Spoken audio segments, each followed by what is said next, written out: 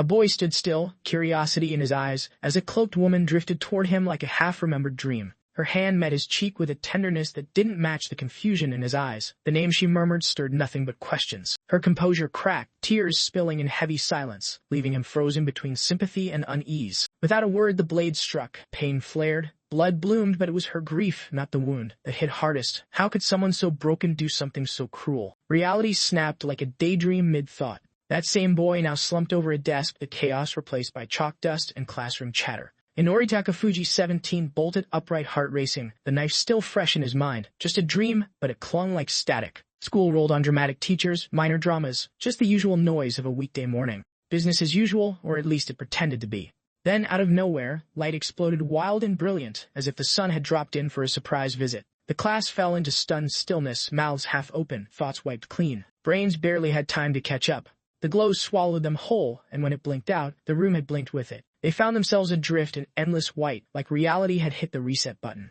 Bewilderment spread like wildfire, whispers, glances, panic bubbling beneath their silence. A radiant figure hovered above, more presence than person. Calm washed over the group at her unspoken command. She introduced the space as a cosmic crossroads and herself as something divine. Apparently their presence wasn't random, it was a calling. They were now heroes, apparently. Whether they liked it or not, a demon lord was waiting. Heads spun as terms like goddess and demon lord crashed through their school day logic like wrecking balls. The divine monologue continued. Next stop, not Earth. Their new destination, a medieval fantasy land with a name as dramatic as its destiny. Inori quietly pieced it together. This was every fantasy novel mashed into one bizarre, vivid reality. Time was short, she said. With a flick of divine will, unique powers bloomed in each student, like party favors with a cosmic twist. Her final advice landed like an ancient proverb: resist temptation, stay good, and maybe don't explode anything. In a blink, they were inside a glittering palace, opulence everywhere, nobles lined up like chess pieces, and a king perched regally on a golden throne. With a flourish, the goddess made their grand entrance official. Applause thundered through the hall, like rock stars had just walked in. The king rose with quiet authority, his words warm, his tone every bit as noble as his crown. He introduced himself as Ryzen Heigen. Yes, the kingdom was named after him, and no, he wasn't shy about it. With practiced gravitas, he asked them to save the world, and the court bowed like they were already legends. Inori scanned the scene, quietly impressed. For accidental heroes, they were getting the royal treatment. One overwhelmed student finally asked the question on everyone's mind: was there a return ticket? Saint Asia, as she now called herself, stepped in gracefully to reply. A full moon 1 month away would open the door home. Those who didn't want to play hero could chill in the palace. Collective relief swept through like a cool breeze. Inori couldn't help thinking this all felt more like a vacation package than a crisis. Someone asked the time travel question: would their lives back home go on without them? Apparently, Earth hit pause. No one back home would even notice they were gone. The deal sounded sweet, almost suspiciously so. Unease crept in. Surely there had to be a catch, right? But then she pleaded genuinely. Her world was falling apart, and they were her last hope. Inori waited for the inevitable brave soul to rise and deliver the classic "let's do this" speech. No one moved. Turns out they were just regular teens, not fantasy protagonists. No chosen one in sight, just a hesitant voice asking for time to think, which felt fair. The king granted them a month of royal pondering time, and in the meantime suggested they enjoy a feast. Energy bounced back instantly. Did someone say feast? Yes, he did. Inori smirked. Heroism could wait right now. He was here for the food. Spices, spells, and flavors. Unknown, his imagination did a happy little dance. And just like that, the floor lit up under Inori, glowing with mysterious runes. The familiar glowing aura surrounded him again, probably a quick trip to the ballroom. Earth could definitely use teleportation this smooth. His mind drifted to magical buffet deliveries from across the globe, definitely ready for that feast. Suddenly, a voice singled him out. Why was he the only one bathed in light? Looking down, Inori saw the glow hugged only him. The others were still standing, puzzled. Then, without warning, the world blinked out again. The endless white void reappeared, déjà vu hitting like a bad remix. The goddess floated back into view, calm as ever. Her familiar voice filled the space again, and Inori acknowledged her like an old acquaintance. The goddess froze mid-sentence, surprised to see him return so soon, confirming his presence as if puzzled. Speechless and baffled, the goddess muttered under her breath. Inori's confusion grew. A vague yes was all he got about another summons. Sighing wearily, she said cosmic rules demanded a new gift, like it was a chore. Admitting cluelessness, she wished him luck. Sounding helpless, Inori found her irresponsibly casual given the stakes. He glanced down to see the magic circle now glowed yellow, not purple, a clear sign things were shifting. The symbols inside danced in a new pattern. Change was definitely in the air. Reality snapped. He woke up bound in a sterile lab, far from any palace or feast. 2 stone-faced doctors hovered nearby. The older one declared the summoning complete. The other dubbed him Subject 12, excitement creeping into their cold tones. Inori's heart dropped. He was just a lab specimen, not a person. Fear churned like a storm inside him. The doctors exchanged creepy grins, announcing the experiment's start, promising to savor each step like a dark ritual. Inori's mind flashed to mad scientists straight out of a horror flick, Frankenstein and Igor vibes, nightmare-level intensity. The Frankenstein raised a surgical blade near Inori's face, babbling about a legendary demon eye. Apparently, the demon eye was the hallmark of summoned heroes, proof their mission was real. Suddenly, it clicked for Inori that mysterious gift was the demon eye all along. The doctor launched a high-tech magical hypnosis to knock Inori out, aiming for zero resistance. Spoiler, the spell totally failed. Inori stayed wide awake. The doctor's shock was real. How could the spell fail like that? Igor nervously stuttered, dropping a bombshell that caught everyone off guard. It turned out Inori's right eye held the demon eye of vision. Meanwhile, his left eye housed the demon eye of magic circles. Frankenstein's jaw practically hit the floor. 2 demon eyes in one subject? Unheard of. They'd hit the jackpot. No sedation needed, Frankenstein insisted, and Igor nodded along. Panic skyrocketed, cutting him open awake. This wasn't science. It was next-level torture. Time to move. Maybe those demon eyes could buy an escape. He fought the restraints hard. Suddenly, a surge of energy pulsed underfoot, the glow signaling a teleport in progress. It clicked. He was getting summoned back to that ethereal realm where he first met the goddess. Just like that, he was back in the glowing white void. The goddess greeted him with amused eyes, like this was just another day. Her tone dripped with sarcasm, teasing if he enjoyed her company. Inori waved off the teasing, clearly baffled by his non-stop teleportation. She admitted he was a one-of-a-kind case, vowing to look into his bizarre repeat summons. Noticing her casual, playful vibe, Inori caught her slip. "When?" he returned, not if, which gave him pause. Before long, he landed in yet another unfamiliar world. 2 women appeared, a noble and a tall, elegant, elf-looking figure. They jumped to conclusions, treating him like some wild summoned beast. They tried locking him into a servitude pact, but the ritual wasn't finished before. Inori disappeared mid-ritual, leaving them hanging. Back with the goddess, Inori laughed, greeting her like a seasoned traveler. She looked torn, exasperated, but genuinely intrigued by his endless comings and goings. Still puzzled, she skipped the fluff and got straight to the point. She revealed that only humans with insanely strong souls survived dimensional jumps like his. Turns out, Inori's soul ranked among the rarest, making him a prized mystery across worlds, still baffling everyone. Inori insisted he was just a regular high schooler, nothing extraordinary about him. The goddess explained soul strength wasn't about kindness, but a fierce, unshakable ego, true self-belief. Endless summoning would cease only once his soul anchored to a world, maybe via a hero's pact, but that never stuck. By the 4th summon, another mysterious gift landed in his lap. He tried locking in a hero's pact, hoping to anchor his soul. Just as the ritual neared completion, the summoning circle blinked back to life, cutting things short. Round 5 came with a dark twist, summoned by black magic. The gift matched the mood, dark and ominous this time. By the 6th summon, Inori had morphed into a full-fledged demon lord. The goddess stared in awe and disbelief, stunned by how far had come. He'd become ridiculously powerful, and Inori couldn't help but admit it felt a bit weird. Inori quietly guessed the next summon might just be the finale. Taking that as a cue, the goddess merged all his powers into one and told him to use his right eye to check his status next time. And just like that, Inori was pulled into another world. This time, he landed inside a grand, majestic castle. Nearby, 3 other high schoolers were already gathered. Rito Shanzaki, Imaki Karasawa, and Aoi Isekai, all around Inori's age, chatting like old friends. Their easy chatter made it clear they'd known each other a while. Elsewhere, the king frowned, puzzled. Only 3 were meant to arrive. Somehow, 4 appeared. Watching the scene, Inori grasped they'd been summoned simultaneously. The trio's easy name-calling revealed old bonds, leaving Inori as the odd, unwanted 4th wheel. The king leaned in, disbelief painting his face as he stared at the unexpected guest. 3 summoned were obvious heroes. Inori seemed the accidental bystander. He accepted his role with quiet resignation. The king wrestled with disbelief. This was unprecedented in the kingdom's history. Suddenly, a sharp voice sliced through the tension as the kingdom's princess strode in. Proud and gleaming with authority, she claimed credit as the summoner, reminding everyone to thank her for their hero status. Inori silently judged her as the textbook pompous fantasy princess, complete with flair and attitude. She theatrically welcomed them to the kingdom of the rising sun, dripping with cliché pride. She laid out the world's factions: humans, demi-humans, demons, and the age-old war raging between humans and demons. The demon lord had just unified the demons into a nation, sparking invasions into human lands. The human empire, Makard, and allies sent out urgent calls for help. Hero's summoning required royal women, making her the sole candidate for the ritual. Her master plan? Build an elite hero army trained across kingdoms, united to fight under one flag. She thought it was pure genius. Inori's unease grew. How many heroes would she summon? He worried they were just expendable pawns. She declared these 4 as the kingdom's champions, meant to train hard and slay the demon lord. Inori scoffed. Kingdom of the rising sun felt painfully cheesy. Rito broke the tension with a serious question.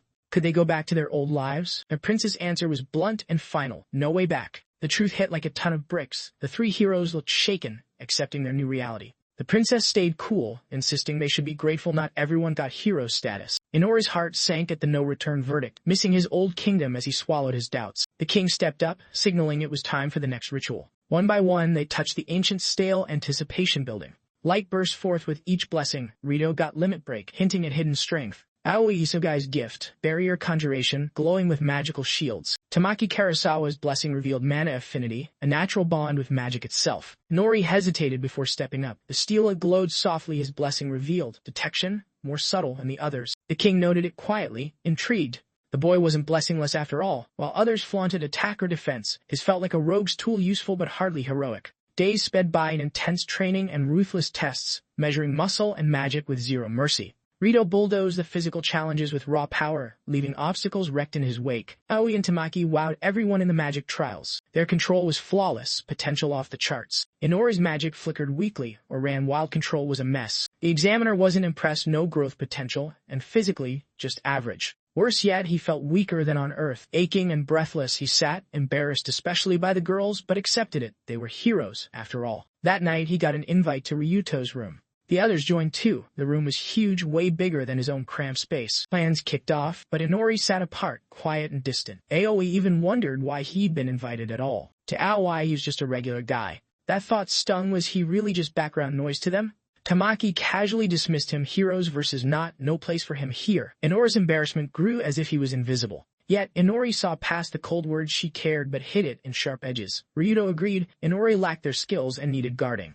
Especially from Aoi, the barrier mage. Her soft nod and gentle tone contrasted Tamaka's harshness, and Inori quietly observed. Unlike Tamaki, Aoi and Ryuto stayed calm and thoughtful. Aoi's subtle kindness stood out. All of them were strong, capable, and good-looking. Inori's envy mixed with awe. Tamaki broke the mood with a question: stay or go? Inori's answer was quick and sure. Stay. The kingdom treated them well so far. Later, Inori jotted notes. They were being watched. Keep quiet, avoid suspicion, he added, with a smirk. They could thank his blessing for that edge. The others stared, surprised by his confidence. Inori smirked quietly. Finally, a win on the board. His mind raced, plotting the next move. His blessing, detection, turned out way more useful than expected. He could sense even the slightest movements nearby. At that moment, he sensed someone lurking just outside the door, eavesdropping. His eyes narrowed. Something felt off. All assigned maids were dismissed, so whoever was out there wasn't supposed to be, either a rogue maid or a spy. Inori scribbled a quick note to Kurt, asking for a soundproof barrier, unsure if anyone would get it but out of time to hesitate.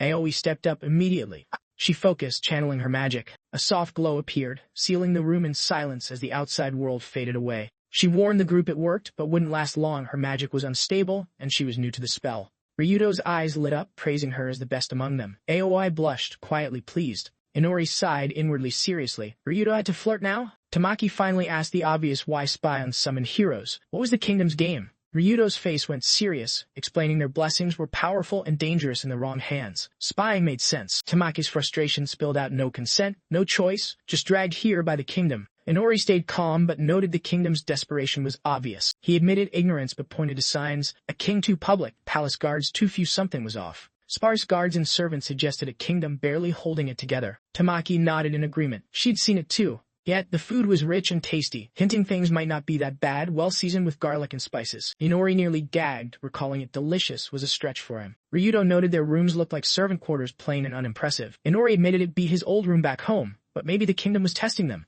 At least the shabby kingdom of Hygen gave Inori a baseline for bad. Inori mused aloud. They might have to escape someday. His detection skill could help slip past guards. Escape was just step one. Getting home was the real challenge. He couldn't forget the princess's harsh truth. No way back. Doubts crept in. Maybe the princess had lied, hiding the truth or the way back. And whether deception or secret method, escaping wasn't going to be simple. Ryuto nodded. They were weak, clueless for now, so watching and waiting was the only option. Tamaki stepped in, eyes narrowing at Inori. She remarked his left eye was oddly yellow. Why that color? The question hit like lightning. Panic flared. How had he forgotten his weird yellow eye? Definitely not normal. Ryuto jumped in to defend, explaining that in Japan, it looked suspicious, an obvious sign something was off. He reminded Tamaki everyone had secrets they preferred to keep hidden. Even if weird, Tamaki should cut Inori some slack. Everyone was still figuring things out. Inori guessed Ryuto saw him as just another edgy teen, rocking a colored contact lens for drama. Embracing the joke, Inori played along mentally. Behold, the power of my mystic eye. That night, Inori pondered quietly, what did his evil eye actually do? Time to find out. Mentally, he summoned his status screen numbers and skills, lit up clearly. HP at 815, MP a massive 8,367, and strength hitting 956. The numbers stunned him. Why he bombed the physical test so badly then? Flicking to skills, he scanned the list.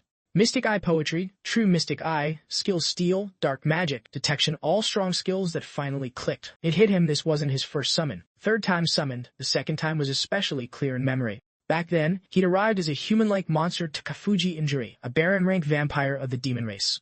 The truth landed hard. He was a demon, a vampire. Vampires hated sunlight by day. Their stats dropped to a 10th, skills barely usable. Everything clicked had collapsed in the physical test because it happened in daylight. The garlic-heavy food, not just bad taste, it was a biological reaction. Then another memory surfaced. Incomplete sentence, no rephrasing possible. An odd pull tugged at him, eyes locking onto the blood beneath skin, especially neck veins. Classic vampire vibes. He'd been zeroed in on sensing threats outside, totally missing what was brewing inside. That weird yellow eye, the vampire truth, he'd overlooked key parts of himself. No more guessing. Time to dig into every skill and figure out who he really was. Pulling up his status screen, he dove into intelligence skills, mind racing with new questions and ideas. Multiple summons had gifted him powers, now clearer. Detection let him sense life nearby, feeling presence and movement through walls and shadows. Another skill let him pull magical energy from his surroundings and shape it into weapons, weapon creation in action. He grabbed a candle nearby, ready to test the newfound power. A moment's focus, skill activated, and the candle shimmered. In a flash, it transformed into a sleek, sharp knife. Instant, clean, and powerful, he couldn't help but be impressed. His attention turned to the red eye, activating its analysis mode.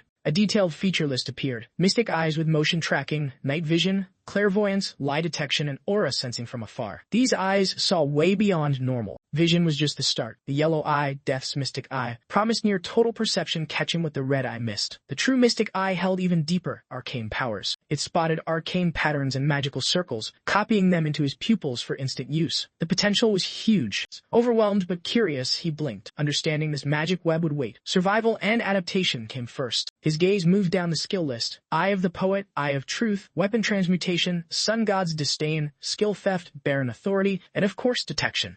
A slight smirk appeared. Many skills still baffled him, but vampirism was becoming crystal clear. Draining too much blood turned victims into ghouls. Virgins who drank his blood post-bite became vampires bound to him. No action meant they stayed ghouls. Killing a target and bathing their corpse in his blood birthed obedient servants, utterly bound to him. Complete blood drain let him absorb memories, skills, and knowledge. The chilling truth hit. He wasn't just strong, he was a monster.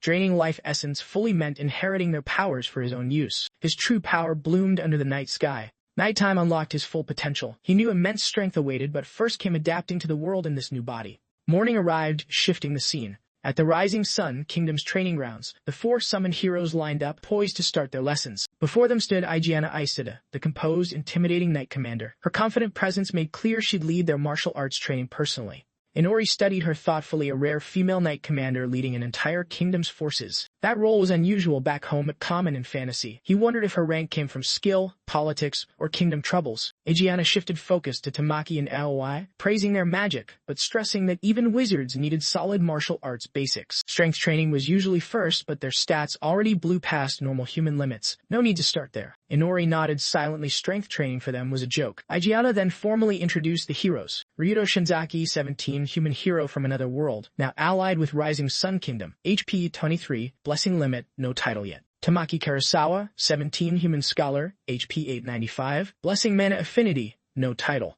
Aoi Isugai, 16, human scholar as well, HP 562, blessing boundary arts, no title. All clearly beyond natural human limits. Igeana noted Inori was the odd one out, starting physical training from zero, aiming just to match an average foot soldier. Next, Inori threw himself into grueling physical training. Sweat dripped as push-ups dragged on, exhaustion crushing limbs, but quitting wasn't an option. Igeana vowed to train him personally, pushing him to commit fully. Fatigue clouded his mind. No escape routes appeared. Suddenly, 2 figures showed up, the familiar haughty pigtail princess, dripping with self-importance. Next to her, an elegant young woman radiated striking beauty. Inori groaned inwardly at the first princess. The newcomer, flanked by a maid, clearly another princess. Stunning yet emotionless, her face was a stiff mask, a carved doll's fake smile, fragile and carefully controlled. Igeana greeted both princesses with respect, curious about their visit to the training ground. The answer was obvious. Royalty had arrived. The second princess claimed she'd come to watch the heroes train. The first princess, in full diva mode, declared her presence a generous gift, dripping with condescension. Inori groaned inside, bracing for another round of her ego-fueled speeches. The second princess moved toward Inori with calm composure. Polished manners and steady eyes announced her introduction. Pleased to meet him, she said silently through presence. She hinted their paths would cross more often from now on.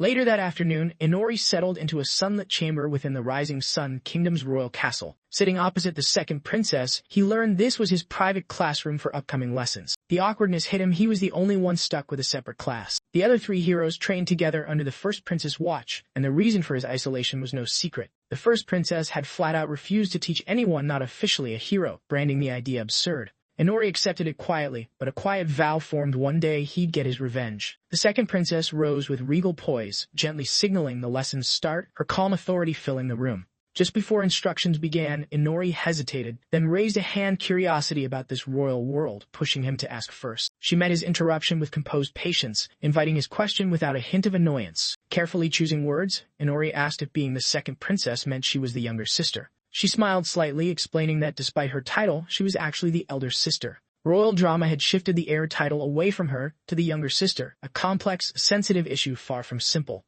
Inori absorbed the royal drama silently, classic tangled politics and family drama. He wisely shelved the topic. The lesson resumed, the second princess diving into the kingdom's history as Inori listened intently. The kingdom, she explained, was founded ages ago by a legendary hero who helped defeat the old demon king. Uniquely, the hero was no knight or king, but a female magician, a witch, whose legacy shaped the kingdom's culture and respect for magical women. Women ruled politics, military, and magic education, with the throne passing through the female royal line, not the men. The king married into power, acting as regent without full control, a major twist from typical kingdoms. The queen wielded ultimate authority, even able to divorce the king and strip him of power, a matriarchy unlike anything Inori knew. Inori soaked up the kingdom's unique history, and its magic deeply tied to culture and control. Exhaustion won out. Despite trying to stay sharp, Inori dozed off mid-lesson, the world blurring as sleep claimed him. That night, bathed in soft lantern light, Inori sat up, reflecting on the day and gearing up mentally for tomorrow's magical ideologies lesson and practical training after. He'd borrowed a beginner's magic book from the second princess, ready to dive in.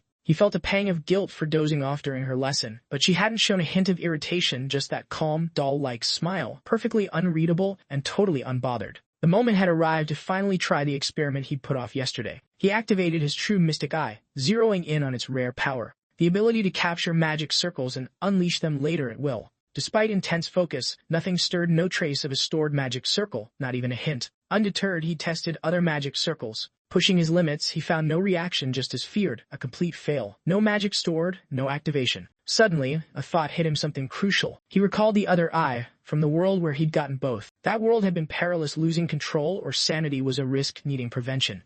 He decided to hypnotize himself as a safeguard. A complex hypnosis technique taught by an eccentric doctor from that world came to mind. Usually, memorizing that kind of magic instantly was impossible. Thanks to his mystic eye's photographic memory, every detail stuck. The hypnosis circle shared the same origin as the eye. With steady hands, he drew the intricate circle. A strange new sensation crept in, completely unfamiliar. Something shifted within. Success? Time to test if the spell took hold. He rang his room's bell. Isnala appeared quickly, asking if she'd been summoned. Without missing a beat, Inori cast the hypnosis spell on her. The spell powered by his mystic eye. To confirm control, he fired off a random question, one only hypnosis could answer. The question, underwear color. Without a blink, hypnotized Nala answered, black. Inori nodded quietly. Her answer was right. His HK ray vision confirmed the truth. Then came a new thought. Maybe the true mystic eye stored only magic circles after all. The discovery, tied to the world where he gained the magical eye, only deepened the mystery surrounding his powers. More questions piled up. Inori pondered Jin's mystic eye's limits. Could they store only magic from their original world? That would confine him to storing just the hypnosis spell. The thought felt incomplete. Too many summonings, too many odd events. He realized the gift was tied to a specific magic type, not just any spell. His mind flashed back to his summoning. The magic circle burned in his memory. Every glowing symbol was vivid, every detail sharp. If it matched, he could recreate it perfectly. Resolute, he channeled energy, locking the summoning circle inside his mystic eyes. Outside, he carefully traced the magic circle, exactly as remembered. Power surged, overwhelming but thrilling. New abilities flooded in. He knew he'd succeeded. He teleported to the forest near the capital, a feat born from the combo technique convention saw, blending two mystic eye powers into one. Unlocking this fusion was a game-changer. This gave him freedom to come and go as he pleased. Under night's cover, Inori took the chance to test his skills. The Veil of Night freed his power fully. With black magic Jin's energy, he found a fascinating new trick. Unliving targets could be dominated outright by his dark magic. Dominated objects bent to his will, even vanishing into his shadow for storage. They disappeared from sight and reality alike. There was a catch. Dominated objects couldn't directly control others, but by timing release just right, he could cleverly influence the environment. He wasn't sure if that loophole made things easier or just messier. Even more surprising, just how versatile his black magic proved to be. He slipped into hidden spaces inside hollow trees with ease. Tight underground crevices became his domain, places unreachable by others. Using dominated materials, he started crafting weapons shaped by his will. Each weapon formed with purpose and intent. When daylight came, his focus shifted. Through his poet's mystic eyes, Inori studied the Knight Commander's training, sharp, disciplined, and powerful moves guiding the heroes. He soaked up every stance, step, and swing like a sponge. Training went on relentlessly, muscle memory kicking in. Movements repeated again and again without pause. His body started moving instinctively, copying the commander's style. Progress was clear in both mind and muscle. He vowed to spend every free moment sharpening these combat moves. Suddenly, a notification popped up in his status window. Swordsmanship level 1 acquired. Inori paused, a proud grin spreading. Skill gains went instant focus. Practice, patience mattered, but it was doable. Smiling, he set his sights on the next milestone, unlocking the skill to level up. An unfamiliar sound echoed nearby. Curiosity piqued. Inori moved to investigate. Up close, a strange creature appeared, hard to tell if bird or beast. The question lingered, bird or monster? The system flashed details. Bird-type monster, KECHO, HP 765, no blessings, no title. Inori's eyes widened at the beast's raw power, a rare gem of the kingdom. Rumor had it, the fancy bed in his room came from this monster's feathers. Could the locals really hunt such deadly creatures? He pressed on, scanning the forest for other monsters. Even weaker monsters clocked stats between 500-600, some outclassing him completely. The verdict was clear. These forest monsters were elite, or he was seriously underpowered. Clenching his fists, determination sparked brighter than ever. Growth was non-negotiable. The scene shifted to a silent, moonlit royal castle night. Corridors lay quiet except for leaves rustling outside until silence was broken. The second princess appeared on the training grounds where Knight Aegiana stood ready. The visit startled Aegiana, who bowed with respect but couldn't hide worry. Princess roaming alone at night was against protocol. Calm and collected, the princess requested a private word, her unreadable gaze hinting at curiosity. She mentioned hearing that Inori's team avoided magic tools during training, a choice that piqued her interest.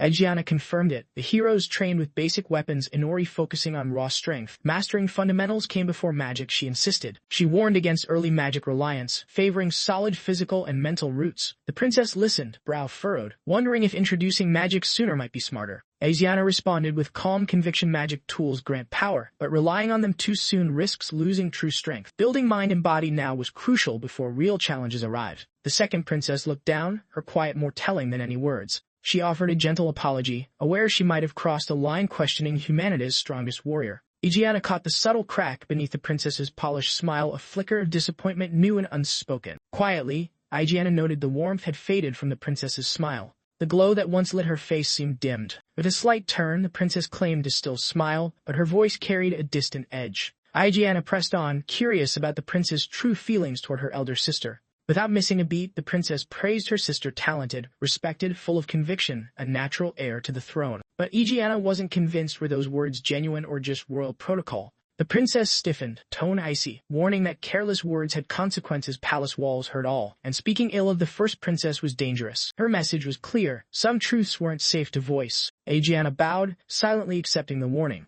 Inside, Aegiana mused that Princess Aaliyah worried too much and wished she'd show more trust and openness. 2 weeks in, Inori's world remained strange, but his martial arts progress was clear and steady. The three heroes adjusted well. Ryudo kept grinding through swordsmanship basics. Day and night, Ryudo tested the sword's feel, slowly getting the hang of close combat. Tamaki swung a staff more like a club than a magic wand, focusing on raw power. Her strength for style made Inori wonder if she favored brawn over brains. Quiet Elway mastered the bow quickly. Unlike typical archers, she wasn't defenseless during shots. Barrier magic made her a one-person fortress, shielding while raining arrows. No usual archery weak spots here. Inori sized up the team dynamics. Ryudo handled close quarters. Tamaki balanced long-range magic and brute force. And Elwo fast and guarded, deadly from afar. Together, they clicked as a balanced, complementary team. Inori's journey took a different route, kicking off serious martial arts training just 3 days prior. Daggers and throwing skills replaced swords as his weapons of choice. Stealth, trap spotting, and disarming traps became his daily drills. All the essentials for a scout Inori was being molded as a shadow lurking behind enemy lines. His detection needed fine-tuning, but progress relied solely on his grit. His rare talents demanded patience and strategy. Remote domination was a tricky skill he'd just started testing. At last, he unleashed a raw, wild, dark aura. The sun god's curse made daylight use tough, and Inori winced at how much it held him back. That curse felt overwhelming. He wondered if leveling up would break its grip. For now, endurance was key. Building skills came first, especially mastering shadow movement. His silent, swift steps sliced through the night. Inori darted through the forest, eyes locked on the monster Keko.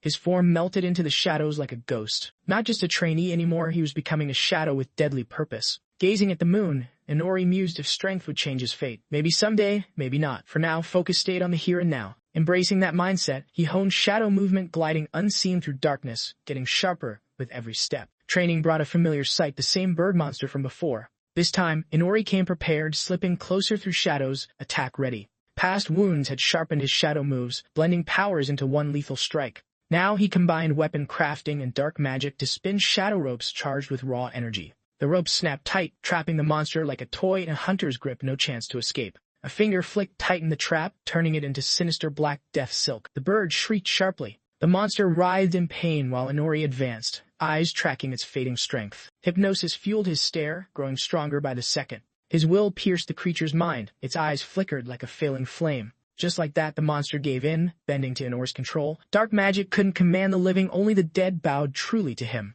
Inori finished it all in one swift, decisive move. Inori hoisted the lifeless body overhead like a trophy. The shadow beneath him yawned wide, devouring the corpse without a trace. A flawless hiding spot, cloaked deep in darkness, invisible to prying eyes. Yet this wasn't enough. Inori hungered for more. He slipped silently through the shadows, on the hunt again. His eyes locked onto another target, an ugly, unremarkable beast. Not dinner-worthy, but just right for what he had in mind. Dawn arrived to find Inori victorious over enough foes to power his progress. With a blink, he was back in his room, collapsing into bed for his usual reset. Nala, relentless as always, dragged him back to reality on schedule. No chance to snooze longer. Reality pulled him upright. 2 weeks of hypnosis revealed wild secrets about the Sun Kingdom's straight-up madness. The royal lineage traditionally flowed through daughters, generation after generation. Yet mysterious illness kept claiming heirs young, leaving the throne suspiciously vacant. Panic led the royals to desperate measures. A duchess became the king's concubine.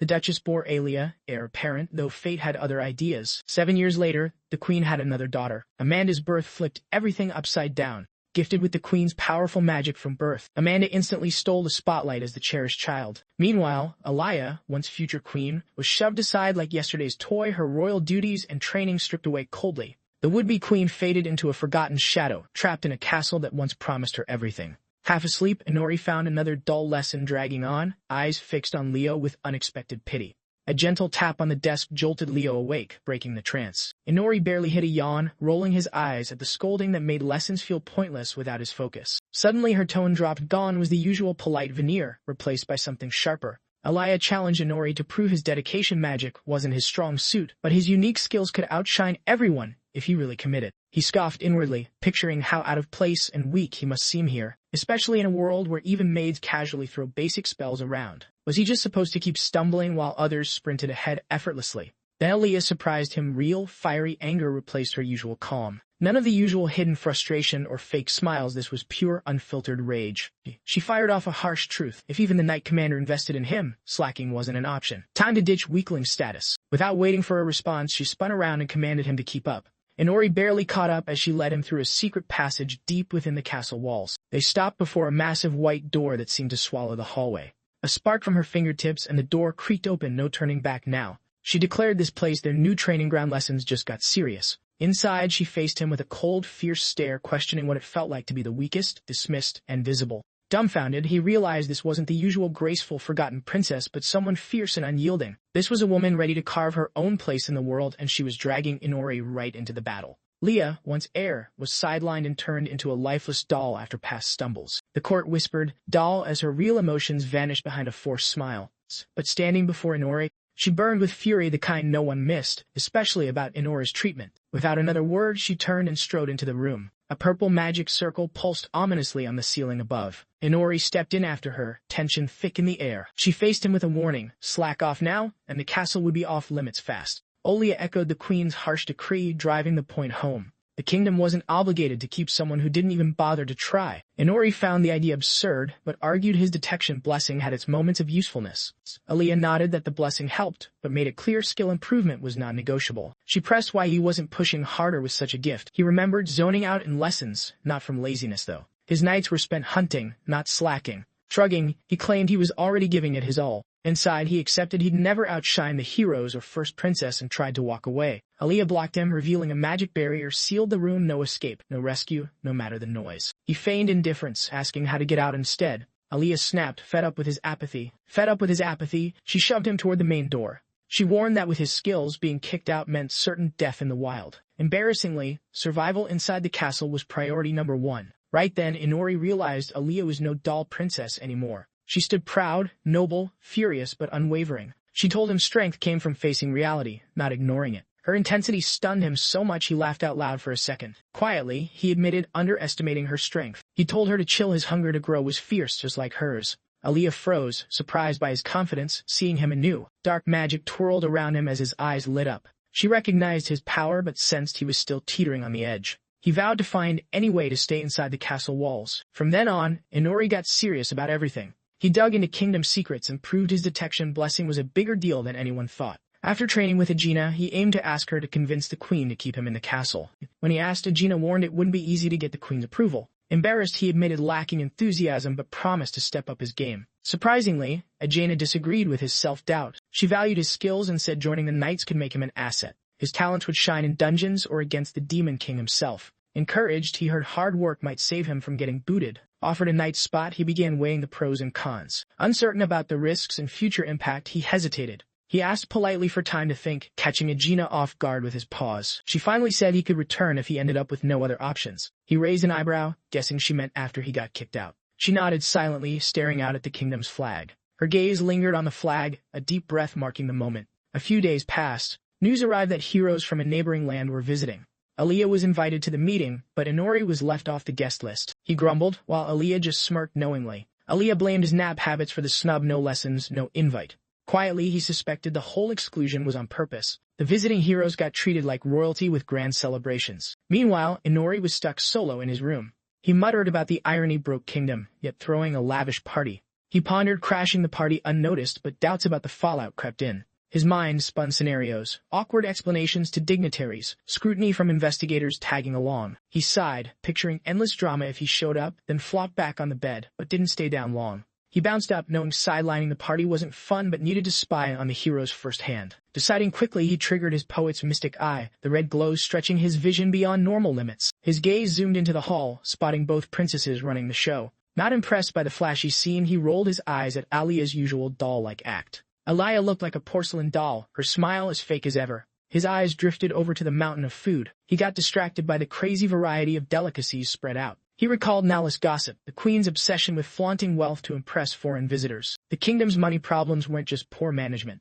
The queen's flashy spending ignored the king's warnings and drained the treasury. His eyes scanned the crowd and finally landed on the visiting heroes. 3 heroes stood chatting off to the side, catching his attention. One was a cheerful pigtail girl who reminded him of Tamaki. Another was a gloomy boy, someone Inori figured he'd get along with easily. Smirking, he bet the gloomy kid would be an ally until the last hero caught his eye. A blonde guy intrigued him differently. Inori guessed he was Japanese too and zoomed in with his mystic eye to check his stats. A name date Masayoshi popped up, classic and fitting for a hero. Watching closely, Inori noticed Date yelling at Ryuto. Curious, Inori zoomed further and lip-read the heated exchange. Surprise hit Date, demanded Ryuto drag Inori over immediately. It was a clear challenge from Date to Inori.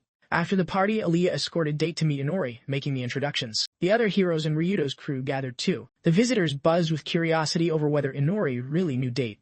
Inori stood with a bored expression, totally unfazed by the brewing challenge. Date's aggressive duel challenge barely registered as a blip on Inori's radar. The whole room, Aaliyah included, was caught off guard by Date's bold move. Ryuto's crew stared in shock at Date's sudden, weird declaration. Meanwhile, Date's teammates just rolled their eyes, clearly used to his over-the-top antics. After a pause, Inori asked why Date was so keen to duel him, genuinely puzzled by how Date even knew him. Date, buzzing with energy, claimed he needed to prove to the goddess that Inori was totally unworthy. Inori frowned, confused about which goddess was meant. Date snapped, demanding he quit playing dumb. Date mentioned the white space, a mysterious realm. Souls linger there before the goddess guides them onward, gifting them special powers. Date asked if Inori had visited that space and met the goddess. Inori recalled the goddess but wondered how that connected to the duel challenge. Date awkwardly confessed he proposed to the goddess during his stay. Turns out the troublemaker was head over heels. Still confused, Inori listened as Date explained the goddess's condition. Beat Inori, and she'd consider his proposal. Inori finally connected the dots. The goddess had thrown this headache his way on purpose. Mentally filing it under deal with goddess later, Inori prepared himself. Ryudo looked puzzled too, asking Tamaki about the white space. She was just as clueless. Date's teammates shared the confusion, none knowing which goddess he meant. Seeing all the blank stares, Inori decided it was easier to play dumb than explain the mess. After a quick beat, Inori agreed to the duel. Date smirked, dragging Inori down, pumped to win and impress the goddess. On the ground, Inori laid down the law. He'd set the duel rules. He clarified his blessing didn't boost combat skills, no powers, no tricks, so one-on-one would be unfair. Ryudo's group looked relieved, appreciating Inori's honesty about his limits. Date joked he'd let Inori cheat a little, if that's what kind of hero he really was. Date snapped back instantly, ready to take on any challenge thrown his way. The heroes and the princess exchanged stunned looks, baffled by Date's blunt, simple-minded attitude. Inori suggested the nearby dungeon as the duel's battleground, a familiar training ground for knights. Familiar to plan, a race to defeat the dungeon's first-level boss, making for a clear and exciting showdown. Date accepted on the spot, no hesitation. Rita fretted about injuries and Inori's abilities, trying to call off the duel, convinced he was outmatched. Inori reassured her, hinting at a secret plan. The duel was set for the next day. He was ready, though no one knew how. Duel day arrived with tension thick in the air. After the match, Inori faced the queen directly. The queen wasted no time mocking his dungeon flop, reminding everyone Inori picked the venue, but still lost miserably. Date's swordplay dazzled, slicing through monsters like a pro skills, rivaling even the knight commander. The final boss fell to Date with ease. Meanwhile, Inori quietly slipped past monsters, using stealth over strength. Even the boss he could have beaten was dodged. Inori admitted this duel wasn't his win. The queen grumbled about putting up with his lazy attitude for so long. She'd been patient thanks to the knight commander's plea, but now Inori's failure was a national embarrassment. Her harsh words were fueled by bias and dislike, finally finding the perfect excuse to kick Inori out. With a dramatic fan wave and shout, the queen officially announced Inori's exile. Yet, lying on the floor, Inori smiled secretly. The duel had gone exactly as he planned. The queen stood firm, accusing Inori of harming the kingdom, sealing his fate. The first princess watched silently, her gaze sharp and unreadable. The second princess quietly closed her eyes, resigned to Inori's self-made fate. Inori smirked back, prompting the queen to ask if he had any objections. Meeting her gaze, Inori openly challenged her, something no one dared do. He questioned the real harm her done, pushing back on her accusations. The queen tried pinning the duel loss on Inori, blaming him for disgrace. Inori argued the loss was personal, no damage done to the kingdom. It was simply a showdown between two guys vying for the goddess's favor. He reminded her the duel was secret, no one outside even knew him, so no reputation was damaged. The duel was personal, not political. Then Inori hinted had actually contributed something valuable in the dungeon. He motioned to guards who brought in snacks and placed them nearby. The queen looked puzzled. Inori revealed the bags were stuffed with gold coins. Shock rippled through the room. Inori explained the gold was treasure he'd found during the duel. Thanks to his special skill proof, he had value beyond fighting. The queen's eyes gleamed with greed, and Inori cleverly secured his place in the castle by playing to her weakness. Inori turned the duel into a win, showing he could bring real treasure, not just fight. The second princess watched impressed as Inori flipped the script, keeping spirits high while convincing the queen. That night, Inori resumed training, no longer sweating exile. With exile off the table, he zeroed in on sharpening his hunting skills. Wiping blood off, he admitted the easy prey was getting dull. Something in the air didn't sit right. Scanning the nearby forest, he sensed a strange vibe. Using his detection skill, he confirmed trouble and activated his mystic eye. His mystic eye glowed red, revealing a hidden, shimmering barrier ahead. The red glow pierced the illusion's veil, exposing the secret barrier. A touch sent ripples across the pink barrier like a stone dropped in water. He wondered if his otherworldly skill was the reason he found this hidden wall. Curious, Inori stepped through the barrier, hoping for tougher prey before dawn nullified his powers. The moment he crossed, the air shifted, waiting was a fierce, wolf-like beast ready to pounce. The wolf's glowing blue eyes and razor-sharp fangs promised trouble, but Inori had no idea a whole pack of tough beasts was waiting for him. Inori crossed the illusion portal, eyes scanning the new world with curiosity and a hint of excitement. His focus snapped to a pack of gray wolves closing in fast. This was Inori's first time facing a coordinated beast attack, definitely a new kind of challenge. No time to waste, Inori dropped down and summoned his dark energy. His dark death web snapped out, trapping the wolves like flies in a jar, writhing but stuck. Wiping blood from his mouth, Inori winced. Those wolves packed a punch, and this fight wouldn't come without scars. Dragging them into the shadows, Inori mulled over whether their blood could boost his powers faster. Slipping into shadow, he fed on their blood, soaking up their strength. Power refreshed, Inori resumed exploring the strange zone. A big tree near a pond caught his eye, but boredom crept in. The spot felt oddly familiar, like a boss monster's lair. Something big was definitely lurking. Shrugging off the vibe, he strolled past the tree, unaware of what awaited. Out of nowhere, a massive gray wolf lunged, jaws snapping. In one brutal swipe, the wolf tore off his arm. Shock hit as Inori stared at the missing limb. Collapsing in pain, Inori met the wolf's fierce glare. He struggled to rise, then slumped beside a tree, baffled by the sudden attack. Glancing up, Inori caught the wolf's fierce stare locked on him. His stats flashed the truth. This was a phantom white Fenrir wolf, a mid-level boss. The realization hit taking down this giant wouldn't be a walk in the park. He weighed his options. Shadows offered escape, but the wolf might be lying in wait outside. Before he could decide, the Fenrir wolf lunged again, teeth bared. With a quick dodge and a burst of flight, Inori kept just out of reach. Thrilled to finally use his vampire powers, Inori kept the wolf at bay, enjoying the rare chance to shine. The Fenrir wolf met his gaze, silently demanding to know why he'd invaded its turf. Inori deduced the talking wolf had to be a phantom beast, no surprise there. He clicked his tongue casually, pretending he'd simply gotten lost. The wolf growled, annoyed by the weak excuse, and lectured about the tough illusion barrier guarding this place. Inori shrugged, admitting curiosity pulled him through the illusion, and guessed the strong barrier meant the place was seriously important to the wolf. The wolf's glare sharpened, labeling Inori an intruder who'd killed its kin. Death was the only option. Inori stared up in awe at the massive beast before him. Inori noted the land's importance by the wolf's fierce defense. The wolf narrowed its eyes and promised a final explanation before ending him. A sigh of relief passed Inori. At least the wolf was about to spill some answers. The wolf explained their pack's solemn pact with a witch to protect this territory. The witch's mention only deepened Inori's confusion. The wolf added the pact justified wiping out any threats, even mighty monsters. Naturally, Inori's intrusion put a target on his back. Calm as ever, Inori met the wolf's stare, ready for whatever. The wolf warned still Inori would die quick and painless. Resistance promised a slow, painful end. Mid-threat, the wolf froze. Inori's severed arm had regenerated thanks to his vampire powers, healing better than expected. Realizing Inori wasn't ordinary, the wolf's glare intensified, more determined than ever to kill him. The wolf lunged again, jaws snapping for a bite. Inori dodged just in time, the wolf crashing into dirt instead. A mystic eye helped predict moves, but dodging would be tougher than expected. Out of practice with flight, Inori struggled to stay airborne.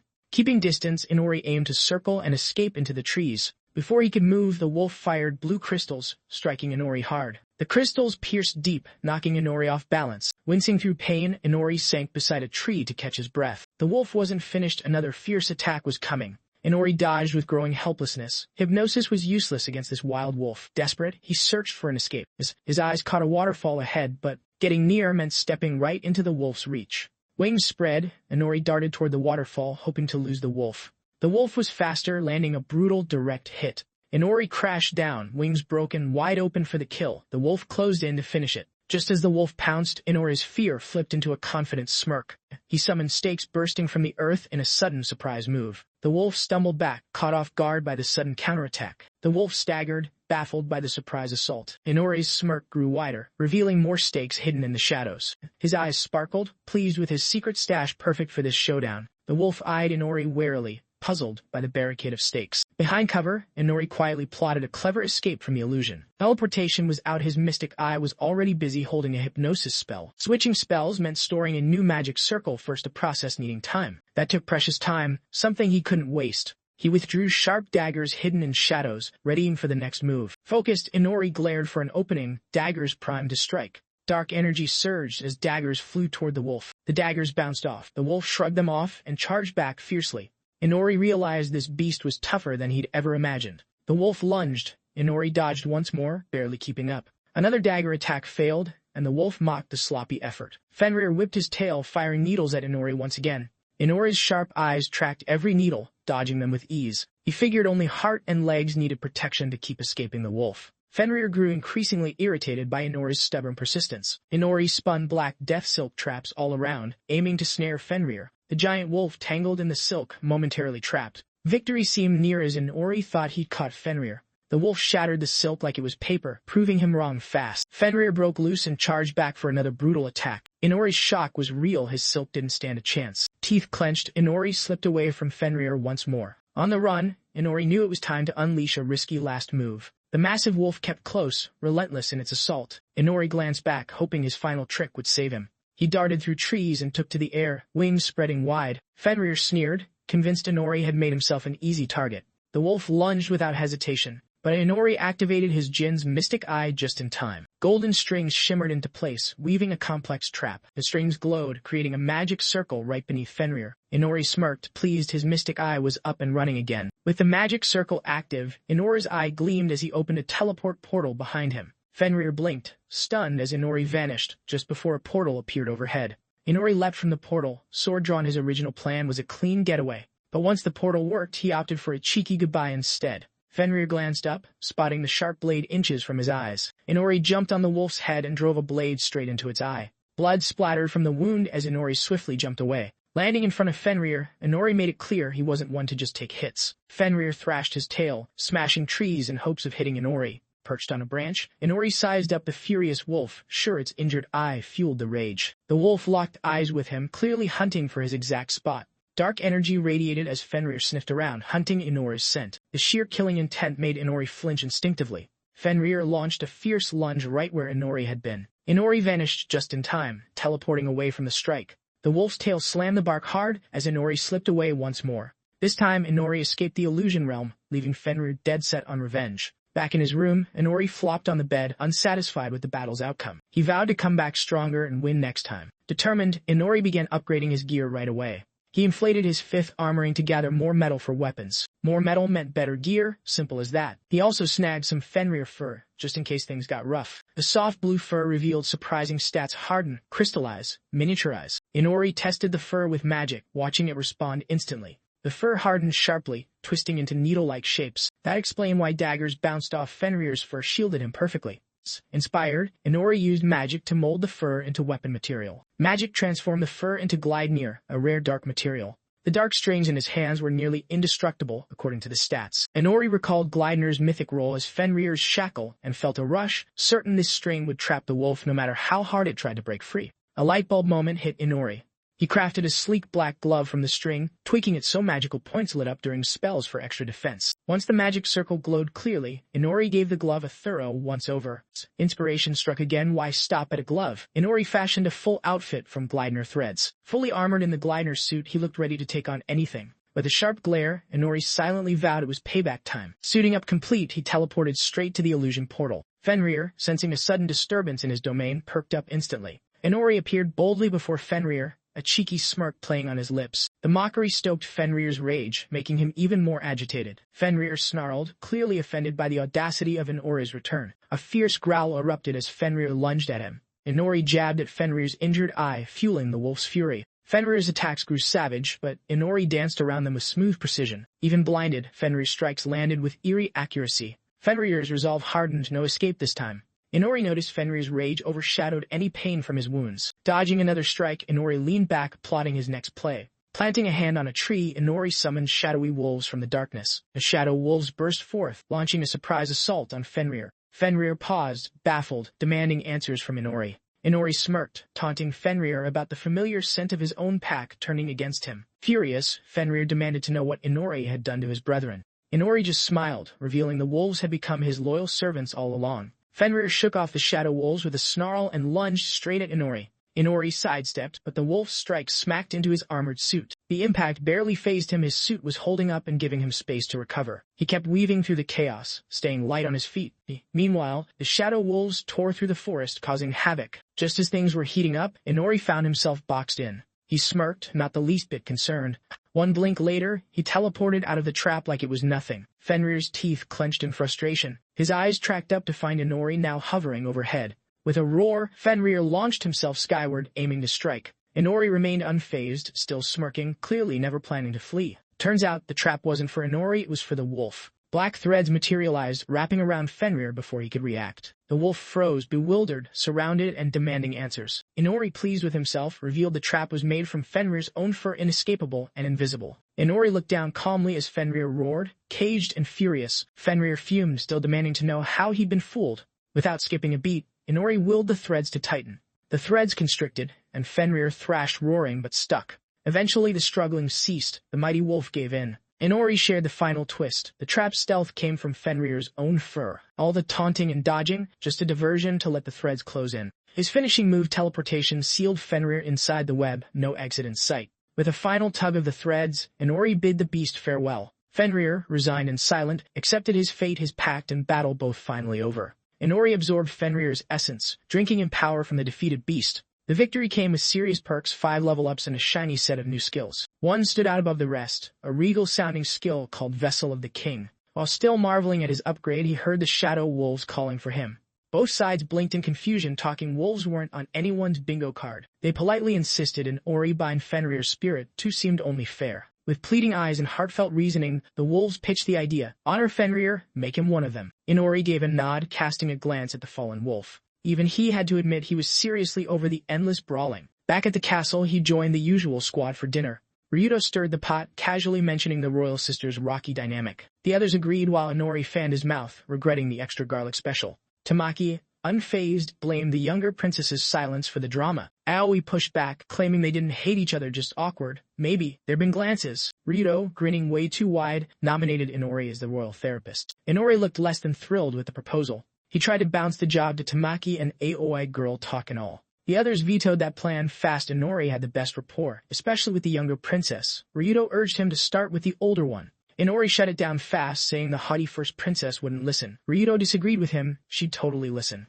Inori raised an eyebrow, waiting for an explanation. Ryudo smirked, dropping the bomb apparently. The princess had a thing for Inori. The girls averted their eyes as Inori silently questioned when Ryudo got this smug. Ryudo sweetened the deal with a weekly day off. Inori accepted before anyone could take it back. Deal locked, Inori marched toward the first princess quarters, ready or not. Inori took in the room's quirky decor, curious about the strange patterns on the walls. He wondered if this was the princess's personal taste. Amanda clarified those were gifts from her mother. In foreign lands, royalty never shops, they receive. Cutting to the chase, Inori brought up her rocky bond with the second princess. Amanda waved it off, insisting she wasn't worried about her sibling. Frustration crept in as Inori realized her indifference wasn't going to fix anything. Pretending to be unfazed, Amanda twisted her hair, barely hiding her real worry. Tired of the excuses, Inori reminded her had been tasked with mending their fractured relationship. Amanda, still fidgeting with her hair, admitted she wasn't interested in reconciliation. That left Inori baffled and more annoyed than before. Amanda spun around, snapping that as a commoner, this wasn't his concern. Inori's irritation spiked, realizing this talk was going nowhere, so he switched tactics. With a smirk, Inori baited her using Rito's name, hinting that Rito expected her to talk. Disappointment was on the line. The tactic landed. Amanda's expression shifted, concern flashing briefly in her eyes. Amanda clicked her tongue, teasing Inori's impatience before cutting him off. He huffed but agreed to spill the details. Inori settled in as Amanda brushed her hair, recounting the story between the sisters. Memories flickered. Childhood scenes showed things hadn't always been this tense. As kids, they got along fine. The second princess was sharp and playful. The older princess shadowed her everywhere, like a tag-along. Then something changed, and the second princess began to pull away. At 7, the first princess was named heir and learned a painful secret. The second princess wasn't the queen's biological child. Back in the present, Amanda admitted that's when their bond started to break. Inori took it all in, listening intently. Another flashback showed Amanda's tough training as heir to the throne. During this time, Amanda saw the second princess' rare kindness and talent. She once dreamed about having her sister close, imagining a perfect bond. Unfortunately, the adults forbid it, deepening the sisters' growing divide. That was Amanda's whole story for Inori. Inori, speechless, realized Amanda's pride was shaped by others, not her true self. He scanned the room, decor mismatched and impersonal, revealing no real personality. Everything felt provided, like she leaned on status and superiority for identity. Amanda flushed, muttering under her breath, puzzled by Inori, then pushed him for advice. Inori paused, considering that pride was just part of who she was. Finally, Inori suggested she call the second princess sister. Amanda's eyes widened in shock. She questioned if that fit a princess and worried what the maids in court would think. Inori smirked, teasing if the maids outranked her, asking who really sets princess rules, the court or her. Amanda stiffened, caught in that truth but hesitating as new doubts crept in. She worried calling her sister might stir trouble for the second princess. Inori smiled knowingly, insisting Amanda underestimated Alia's strength. Amanda fell silent, weighing his words. Blushing, she quietly promised to consider it and thanked him. Later, Inori explained everything to Nala, the second princess. Nala got it but didn't look thrilled. He studied her lukewarm reaction, figuring it was natural for the second princess. The next day came. Nala came to Inori with a message. She said the second princess sent word of a special lesson, something different this time. Inori froze, repeating, special lesson. A bad feeling settled in Inori's gut. the scene shifted to a bright, clear sky. Inori dragged his feet down a bustling capital street, clearly worn out, while the second princess and maid Nala led the way, urging him to catch up with a quick glance back. Inori gave a skeptical look, wondering aloud if Alia's class really meant wandering the streets like this. Alia claimed city life was social studies, streets, water, vibe, and that Inori's noble duty was to tag along during her shopping spree. Curious, Inori probed what exactly was on her shopping list. Alia scanned the surroundings, lost in thought. She then toyed with the idea of browsing accessories. Alia hesitated over choices, while Inori noticed, thinking how the first princess never treated herself. Maybe this was new territory. Alia blushed while eyeing the sparkly trinkets. Then she asked Inori which accessory caught his eye more. Inori shrugged, unimpressed, saying they both looked fine. Alia pouted, looking away, shyly revealing the gifts weren't for herself. Before Inori could ask more, Nala explained the shopping was for the first prince's birthday, and that Alia had heard Inori's message from yesterday. Cut to a flashback. Yesterday, Alia had blushed, deciding then to go gift hunting for her sister. Back in the moment, Inori pieced it together but still wondered why Alia wanted his input. Alia hesitated, admitting that since Inori met the first princess recently, maybe he knew her style better.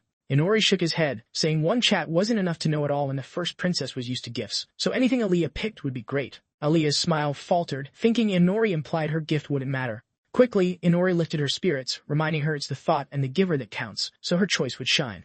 Inori's words clearly struck a chord with Alia. Nala admired Inori's kindness, though she knew he'd rather be crashing somewhere. She appreciated all Inori's effort up to that point. Seeing Alia's rare smile made Nala truly happy. That moment lifted everyone's mood, so they all agreed to grab lunch. 5 days later, Inori scored a special invite to the first prince's birthday bash. Inori scanned the room filled with lavish dishes and elite guests mingling like royalty at a grand gala. His eyes kept darting around, wondering where Alia had vanished to in this sea of nobles. At last, Inori spotted Alia hiding behind a pillar, her nerves written all over her face. He figured it was just sister talk, but her jittery vibe seemed way over the top. Jumping in wasn't an option. The first princess was deep in convo with Ryudo, fully locked in. Seeing the stalemate, Inori took matters into his own hands. He strolled up behind Alia, catching her off guard with his sudden approach. Before she could process it, Inori gently nudged her forward, causing a slight stumble and a puzzled glance. Realization dawned as she found herself face-to-face with her sister Amanda center stage. The grand hall fell into a hush, every eye locked on the unexpected reunion. Everyone froze except Inori, who stayed cool as a cucumber. The sisters exchanged a tense silence. Amanda's gaze locked on Alia like weighing a secret. Alia blushed fiercely and quickly averted her eyes from her older sister. Clutching the carefully wrapped gift behind her back, Alia braced for the moment. The crowd watched, breath held, as the drama unfolded like a royal soap opera. Inori smirked, entertained by how just a sisterly face-off stirred such a storm. He thought it was high time Alia cut the tension and handed over the gift already. Taking a deep breath, Alia summoned every ounce of bravery she had left. Her voice trembling, she stepped forward and passed the gift to Amanda. Along with the gift came quiet, heartfelt birthday wishes. Amanda's eyes widened in surprise, a shy hesitation softening her usual poise. Slowly, she accepted the gift and unwrapped it, her face lighting up with genuine delight. Without missing a beat, Amanda eagerly put the gift to use right then and there. Leah, caught off guard, watched Amanda handle the accessory with delicate care. Alia stepped up and gently fixed the accessory into Amanda's hair, sealing the moment. Amanda spun lightly, glancing at Alia with a rare, soft tone, silently asking for approval. Alia's eyes warmed as she returned the sentiment, letting her affection speak volumes. Amanda's face lit up with a radiant, genuine smile. She murmured thanks, happiness slipping into every quiet word to her elder sister. The gathered crowd caught the heartfelt vibe, completely captivated. Cheers broke out, filling the room with joyful noise. Blushing, Amanda looked down and shyly hinted at wanting more favor. Alia tilted her head in curiosity. Amanda nervously played with her fingers, dodging eye contact. Amanda admitted she'd start calling Alia older sister, freezing Alia in a heartbeat moment. Silence lingered, prompting Amanda to shyly ask if that was a problem. Alia's thoughts drifted to sweet, carefree childhood days. Days filled with laughter, play, and zero distance between them. Tears welled up as Alia quietly confessed her true happiness. Both sisters teared up, sealing their reunion with a tight, heartfelt hug. Watching nearby, Inori exhaled relief, convinced the issue was solved until he noticed the king and queen wiping tears too. The royal parents shared the emotional moment, quietly moved by the sisters' reunion. Ryudo sidled up to Inori with a chuckle, claiming the reunion was his handiwork. Expecting some credit, Inori raised an eyebrow at Ryudo, ready for praise. Ryudo simply giggled, offering no reward. He went back to admiring the sisters' heartfelt moment. Inori stared, half amused, half unimpressed. This was Ryudo's brand of heroism. Shaking his head, Inori opted for fresh air and headed toward the balcony. Leaning on the railing, eyes on city lights, Inori caught quiet footsteps approaching. Alia appeared softly, thanked Inori, and signaled she wanted to talk. Inori nodded, inviting her to speak freely now that they were alone. Aaliyah drew a steady breath, confidence shining as she acknowledged Inori's use of detection, calling it a handy blessing. Inori smirked, teasing that showing emotion was a good move, something Aaliyah had nailed earlier. She scowled, snapping back that his bluntness wasn't exactly inspiring. Before Inori could reply, chaos erupted, blood splattered, screams pierced the air, and panic spread as people fled in terror.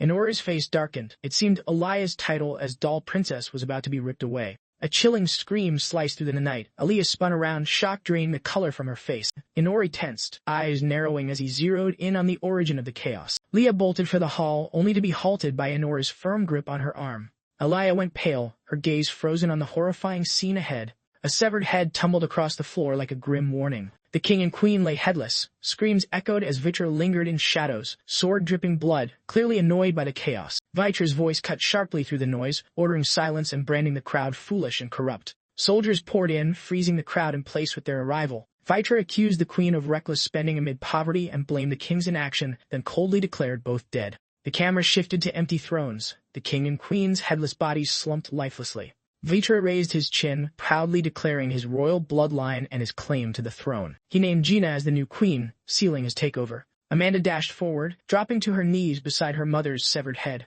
Tears shimmered in Amanda's eyes before fury ignited within.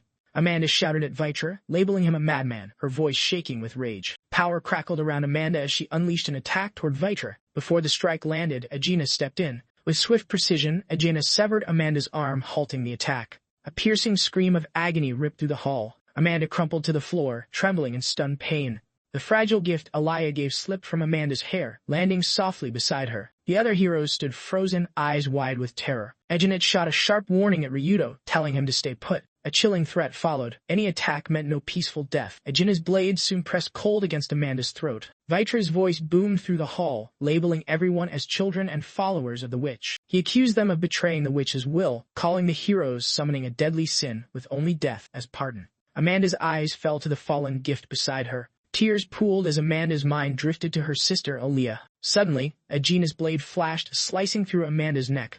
Igino softly urged Amanda to return to the witch's fold. Leah stood rooted, trembling and breathless, attempting a scream that never escaped. Inori's hand silenced her swiftly, warning that any noise would reveal them. His eyes then locked onto Agena, assessing the threat. Inori's mind raced rebellion sure knew how to make an entrance. Vitra's face twisted in fury as he ordered the crowd's fools sent to the witch, commanding harsh punishment. Fear spread fast, citizens froze, paralyzed with no chance to react. Then the soldiers moved in, starting the brutal slaughter. Vitra lifted his gaze, voice echoing through the blood-soaked hall. He condemned the nobles as corrupt, insisting they deserved death. Inori held Leah tightly, his voice firm as he urged her to stay calm. Tears streamed down Aaliyah's face as she struggled. Inori warned leaving now meant certain death. Shaking and sobbing, Aaliyah faced two harsh choices, a useless death here or escape to live. Crimson splashes stained the chaotic scene around them.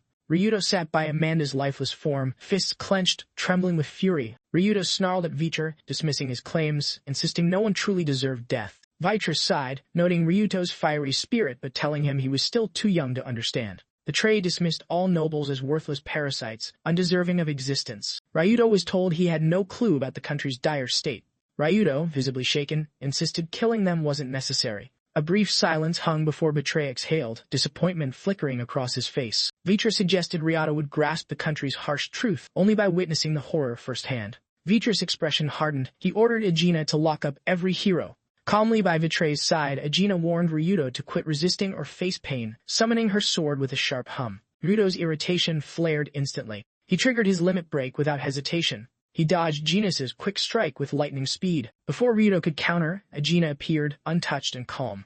Her gaze met Ryudo's, unnervingly calm and steady. Eugenia admitted the strike was decent, nodding to his skill and power. Pressure tightened around Ryudo as he gritted his teeth in defiance. He threw everything into beating Eugenia. It proved useless. He failed spectacularly. He barely dodged a follow-up attack. Tamaki powered up, rushing to Alien, urging a rescue for Ryudo. Awa hesitated, overwhelmed by enemy numbers and weaponless. Agena watched Ryudo silently, unreadable. Exhausted, Ryudo panted heavily, gasping for air. Eugenia noted Tamaki's team struggled as well. Victory wouldn't come easy for anyone. Eugenia raised her sword once more.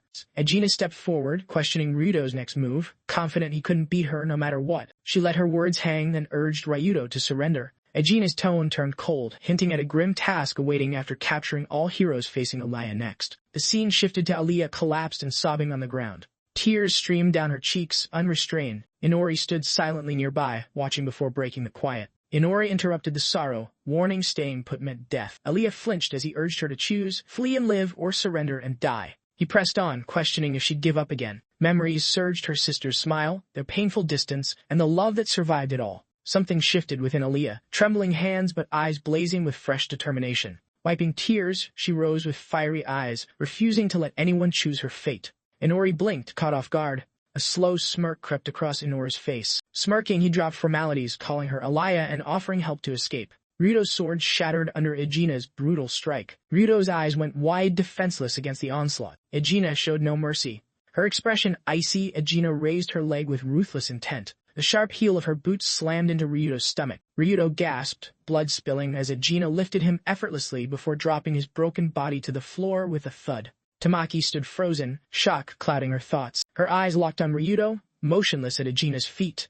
Heart pounding, Tamaki knew they'd all die like this. Fists clenched, she resolved to save Ryudo first. Before Tamaki could act, Aegina materialized right in front of them like a ghost. Fumaki and Aoi froze, terror winding tight inside them. Aegina ordered soldiers to seize the pair immediately. The soldiers didn't hesitate. In moments, Tamaki and Aoi were restrained. Struggles pointless. Tamaki fought fiercely, demanding Aoi's release. Her protests fell flat. The Tray ordered his men to imprison every hero. Aegina gave a cold nod. Aegina glanced down at Ryudo, sprawled and bleeding heavily. She mused if Ryudo deserved so much attention. Suddenly alert, Aegina caught running footsteps. Leo was coming. Aegina scoffed. Aliyah escaping or not didn't matter. Alone, escape was impossible. Deep inside the palace, Aliyah and Inori sprinted, their footsteps bouncing off dim corridors. Inori scanned ahead and to the side, signaling the right corridor was a dead end. They'd take left instead. Aliyah nodded firmly, trusting the call. Her mind spun, amazed at Inori's uncanny tracking, like he'd been waiting for this moment. Mid-run, Inori asked about her magic skills. Aliyah blinked, admitting she only knew the basics. Without hesitation, Inori grabbed her hand and pushed her ahead. Aliyah stumbled, confused and demanding answers. Inori's urgency was clear. 3 soldiers would appear in 10 seconds. Breathing hard, Inori pressed on, insisting Aliyah act fast. Aliyah's chest tightened, hoping to avoid confrontation. Inori refused. Dodging wasn't an option anymore. Swallowing hard, Aliyah accepted there was no other way. She closed her eyes and unleashed her magic. Inori started the countdown. When he hit 1, Aliyah struck, unleashing a burst of energy that lit up the corridor. Her 8-spell combo hit 3 soldiers simultaneously. Inori stared, then smirked. No surprise, Aliyah was elite. Aliyah exhaled, relieved, grateful her early casting worked. She noticed Inori looking worn out. Inori took a deep breath, agreeing it was tough but reminding her the enemy wouldn't pause. Inori spotted a less guarded spot up ahead and urged them to reach it first. Aliyah agreed and off they dashed. Racing through dark halls, Inori's mind raced. Soldiers were one thing, but Aliyah facing that captain? No chance. That captain was a whole other beast, and Inori barely felt fit to stand, let alone fight. Their main goal was clear: avoid that captain at all costs. Eventually, Inori slowed, gasping for breath. Noticing thin security near a bedroom, Inori glanced at Aliyah, asking if he could scout the escape route. Aliyah echoed the quiet, heart racing. This had to be the servants' quarters. Her eyes caught pools of blood staining the floor. Horror hit her in a wave. Severely injured servants lay scattered everywhere. Inori noted the absence of guards. This place was abandoned. The massacre clearly didn't spare servants. Suddenly, Aliyah gasped, calling out Nala's name. Inori watched as Aliyah sank beside Nala's lifeless form. The brutal truth was undeniable. Tears streamed as Aliyah held Nala close. A heavy sadness gripped Inori, leaving him momentarily stunned. Memories of Nala flooded Inori, making her fate even harder to bear. Aliyah whispered a heartfelt goodbye through her tears. After a moment, Aliyah wiped her tears, thanked Inori for waiting, and looked to him for the next move. Meanwhile, the captured heroes brooded in the grim prison. Aegina announced the prison was the kingdom's toughest. Built for criminals, nobody escaped. Magic tools were their only hope. Aegina ordered silence. Tamaki scoffed, wondering if they could at least ditch their shackles in such a secure place. Ryudo cut in, dismissing the idea. After a coup with hero summoning, the alliance wouldn't stay silent. That explained why the shackles stayed on. They were hostages, plain and simple. Aegina paused, mildly impressed. Ryudo's nerves were frayed, but his logic was razor sharp. She met Ryudo's eyes and saw nothing but pure, burning hate. The intensity made Tamaki and Aoi shiver. What? Oh, she knew it too well. Memories hit her. Eugenia had once carried that same heavy stare. The helplessness, the wide-eyed hope that always broke first. With one last glance at Ryudo, she turned and walked off. She left him a warning: keep those feelings close if he planned to stay alive. She added that cool heads saved lives, and his hadn't been one of them. Maybe, just maybe, Tamaki and Aoi wouldn't be in chains. Ryuto flinched, fists clenched, fury bubbling beneath the surface. Tamaki and Aoi sat frozen, words completely escaping them. Meanwhile, Eugenia sized up the situation. Alaya and Inori had slipped further than expected. Fully geared, she sent her troops ahead and steeled herself to join the chase. Elsewhere, Aliyah jabbed a finger at the map with urgency. That spot could be their shot, risky, but maybe just enough. Inori raised a brow, curious what she was thinking. She explained: hidden door, underground waterway, possible exit. He eyed her, guessing this was one of those royal-only escape hatches. She nodded: royal emergency route, dusty and maybe forgotten, still worth a try. Inori stood no better plan, so that was it. Behind him, Aliyah hesitated, glancing back. Guilt crept in, heavy and unshakable. Her eyes locked on Nala's still form, heart aching. A soft thank you slipped past her lips, all while search parties scoured the castle. Without wasting a second, they bolted from the servants' quarters. Inori figured if that secret path still existed, it was their best shot. They dashed through the corridor without looking back. Inori skidded to a halt. He flagged the setup ambush ahead. Aliyah's heart skipped. It wasn't a squad, it was a wall of soldiers. Charging through wasn't happening. And behind them, reinforcements, so much for backpedaling. Aliyah's concern spiked. Maybe there was a stealthy way around? Inori didn't even hesitate. No way out that way. The hidden door was compromised, sealed tighter than a vault. Inori's mind spiraled: intel leak or interrogation. Either way, escape just got harder. Aliyah's fist tightened. Giving up wasn't even on the table. She'd go down swinging. Her resolve hit Inori like a slap, unexpected and strong. Then he grinned. She still had fire. That was all he needed. Inori revealed the twist. Another kingdom's army was en route. Intentions unclear, but foreign troops were closing in. Aliyah's eyes widened. When would backup land? Sunset ETA 15 minutes. Not soon enough. If they held the line until sunset, they had a shot, but a brawl was guaranteed. Aliyah squared her shoulders. Could they last 15 minutes of chaos? Inori gave it a coin toss. Not great, but better than zero. He bolted toward thinner defenses, trusting Aliyah to watch their backs. A shout rang out. They'd been seen. The call went up: second princess in sight. Orders flew: form up, loose the spells. Magic arrows filled the air like a deadly fireworks show. Aliyah threw up a glowing barrier just in time to block the storm of arrows. With clenched teeth, she made a quiet promise: 15 minutes or nothing. Her outfit was shredded, streaked with blood, but she was still on her feet. Even battered, she stayed between Inori and danger, shielding them both. Inori barked a sharp direction: right turn. Now! He grabbed her arm and yanked her into another hallway. Arrows whizzed past, slamming into stone. Her breath caught, pulse spiking. The lead soldier doubled down: surround and shoot, no gaps allowed. Inori's nerves spiked. They were quicker than expected. His senses flared: left flank incoming. He signaled without pause. Bloodied and cornered, Aliyah made the snap call. Her hands flared, barrier up just before impact. The shield cracked and soldiers spilled through. Their faces twisted. This wasn't going how they'd planned. The duo weaved through danger, dodging every close call. Their sprint ended at a blank wall, no way out. Panic hit her like a wave, nothing but stone ahead. Inori, gasping, admitted the plan flopped: too many soldiers. Just 3 more minutes, he begged silently. Boots thundered closer, their calm shattered. The order came: loose, another round. She threw her arms up again, dragging Inori behind the shimmering shield. Some wavered, eager to rush, but the commander waved it off: bows only. The air filled with magic-tipped death again. Cracks danced along her barrier. She was running on fumes. Her arms trembled, barely holding. 1 more minute, just 1 more. Arrows kept pouring like a relentless storm over Aliyah.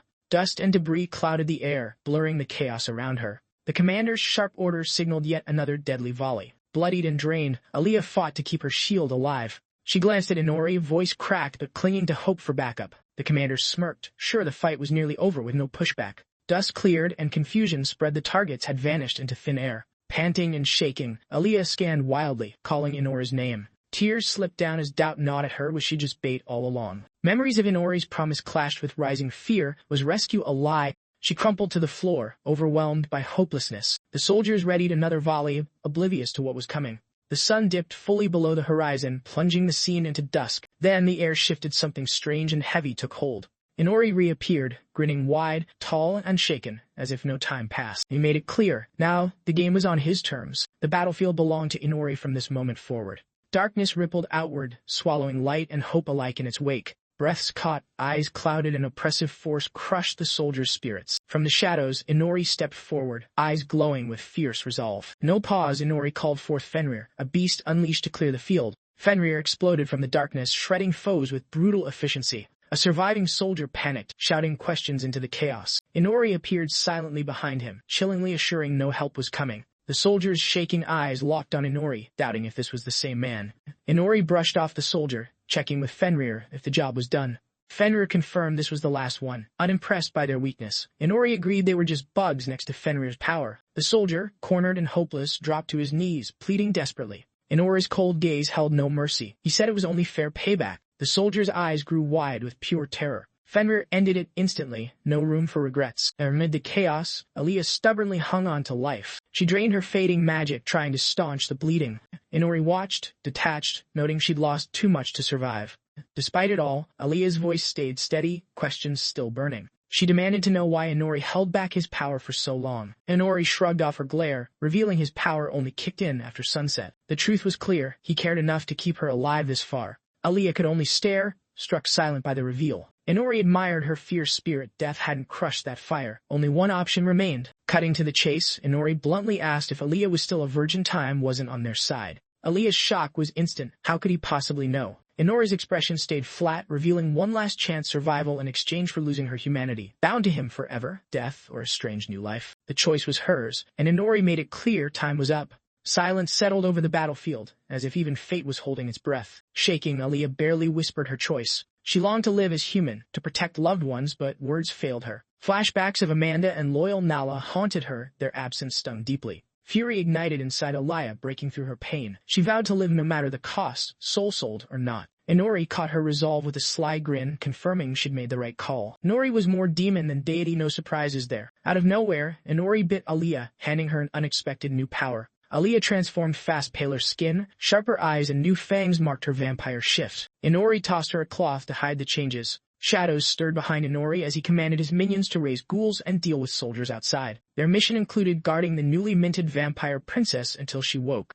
With a grin, Inori added a cheeky twist: have fun while they were at it. Meanwhile, in the throne room, Revolution soldiers knelt before their new king, the Tret. They saluted Vitra and delivered grim news. Aaliyah was trapped, barely hanging on. The Tret nodded, promising a just kingdom soon. The troops rallied, loyalty loud and clear. The Tret closed his eyes slowly, readying himself. Vitra's thoughts drifted to the country's hunger, sickness, forgotten orphans, and hopeful friends. He felt guilt for his silence, knowing inaction was his burden too. Today marked a new start. He vowed to change their homeland for the better. Suddenly, a dark shadow flickered beside the Tret.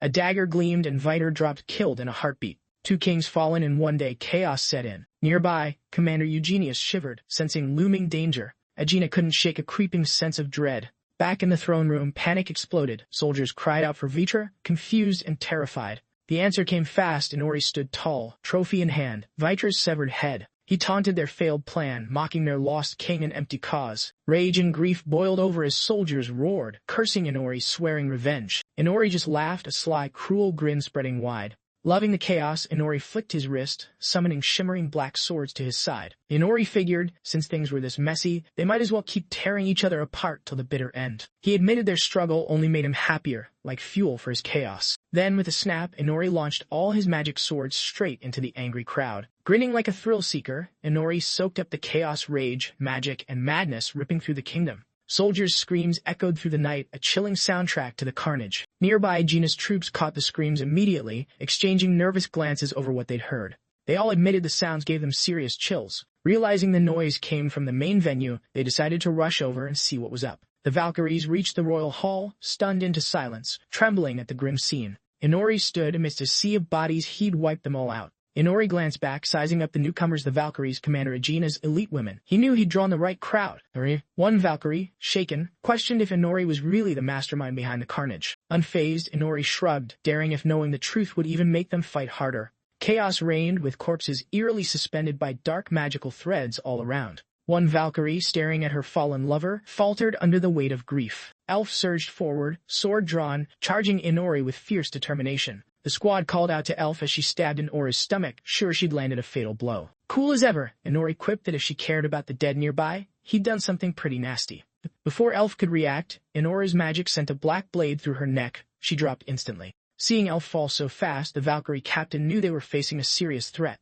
The captain barked orders to Miranda and Alice, time to gear up. She warned that Inori was no joke. The kingdom's fate depended on taking him down. Everyone ready for battle. Yet Inori showed no sign of stress, not even a bead of sweat. Despite the stab wound, he stayed oddly calm and relaxed, like it was nothing. The captain figured maybe a strike to a vital spot might be the only way to finish him off. Inori spotted a glowing weapon among the Valkyrie's gear, definitely magic, not your average soldier's tool. Curious, he ran a quick appraisal to confirm the weapon's true power. It was a whole other league compared to standard soldier gear.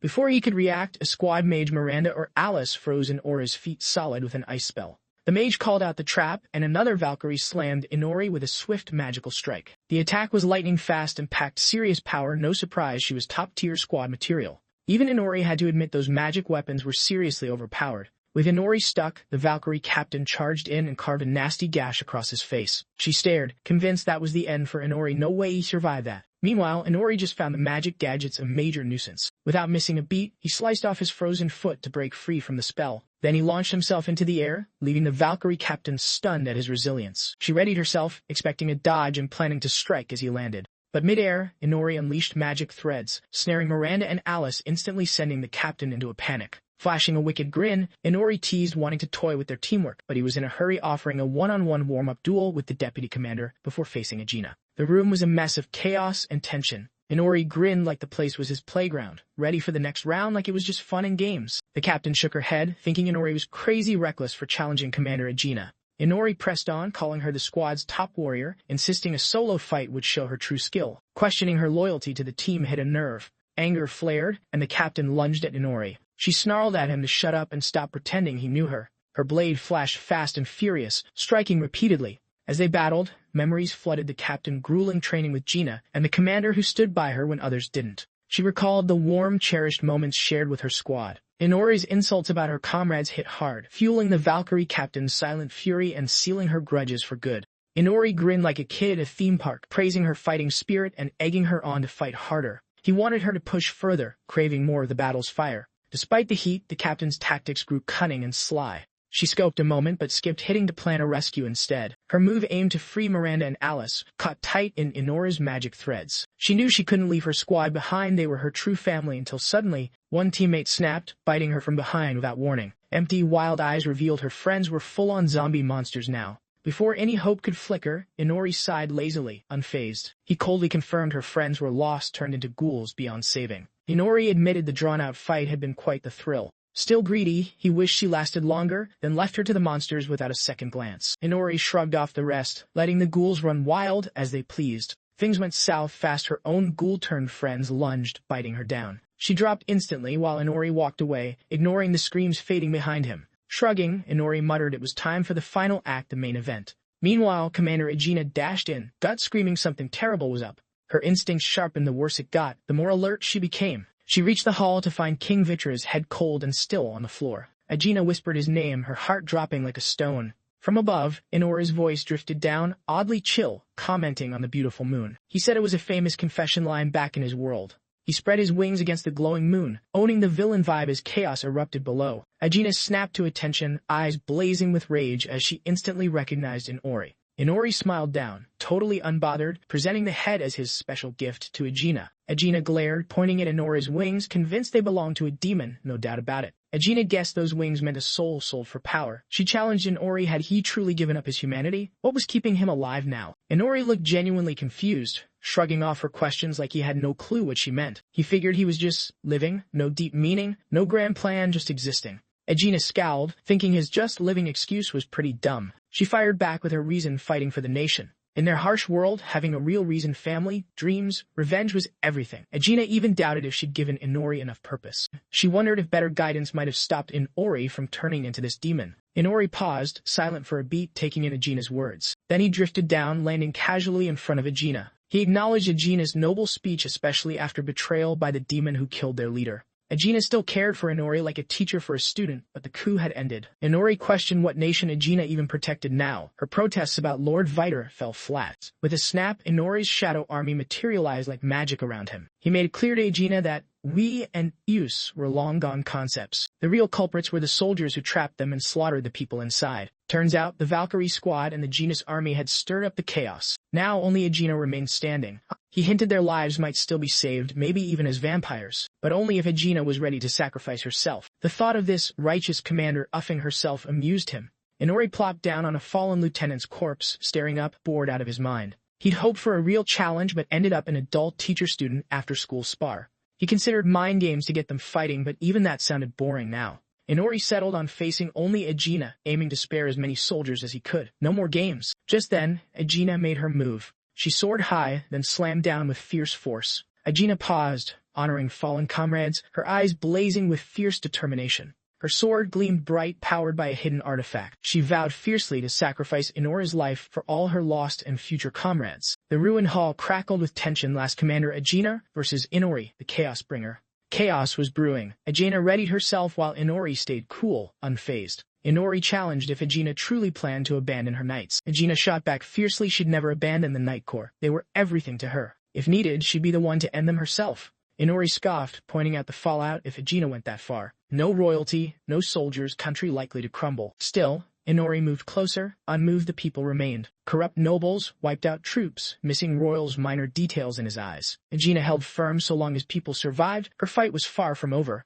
That drive was Egina's true reason to live. Her aura flared, filling the ruined throne room with blazing energy. Inori's boredom flipped to excitement finally. A real fight on the horizon. Egina noticed Inori's goofy grin, clearly calling him out on his hype. Inori tried to mask his hype, admitting he'd underestimated her and ditching any bluff. For once, Inori gave Egina a straight-up honest answer. Then, with a snap, Inori unleashed a terrifying skill. Every corpse in the room rose again as ghouls. Egina's shock turned to rage. Inori's undead army was just failed corpses beyond saving. Inori boasted about wiping out an entire Egina squad like it was a walk in the park. Now, Egina's forces were nothing more than snacks for Inori's monsters. With a quick gesture, Inori sent his twisted ghouls charging straight at Egina. Egina paused, head bowed, the weight of disappointment clear on her face. She silently declared Inori was beyond saving, a lost cause now. Egina named Inori her enemy, swearing to fight for her country no matter what. Even if she fell, Egina promised to drag Inori's demon self back to the abyss. Then, Egina unleashed her ultimate move, turning the room into a power explosion. Inori barely dodged. This was Egina's ultimate, no joke. Fueled by her artifact sword, an ancient weapon rumored to be forged by an old god.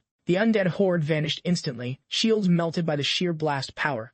Heart racing with excitement, Inori finally caught the thrill he'd been chasing. Summoning every magic blade and shadow wolf, Inori went all in, no holding back. Dropping formalities, Inori called her simply Egina, ready to face her as a true rival. This was the fight Inori craved, a real battle with a worthy opponent. A fight to push him further, to evolve and claim his spot at the top. The room turned into chaos, shadows, and lightning flying wildly all around. For both Inori and Egina, the point of no return had been crossed. Egina, glowing red and serious, looked ready to give the ultimate sword-powered lecture. One shadow minion clearly had a rough moment, twitching under Egina's glowing boot, probably stubbed a toe. Egina's sword crackled with red lightning, signaling this was serious, not just for show. A massive red explosion burst around Egina, sending debris flying. Tidiness was not her style. Inori's devilish grin taunted Egina, mocking her big moves, staying power, clearly ruffling her feathers. A ghoul soldier screamed, and Egina roared back, both fired up by Inori's insults about her zombified pals. Two ex-Valkyries turned ghouls screamed as Egina's red blast neared, definitely second-guessing their life choices.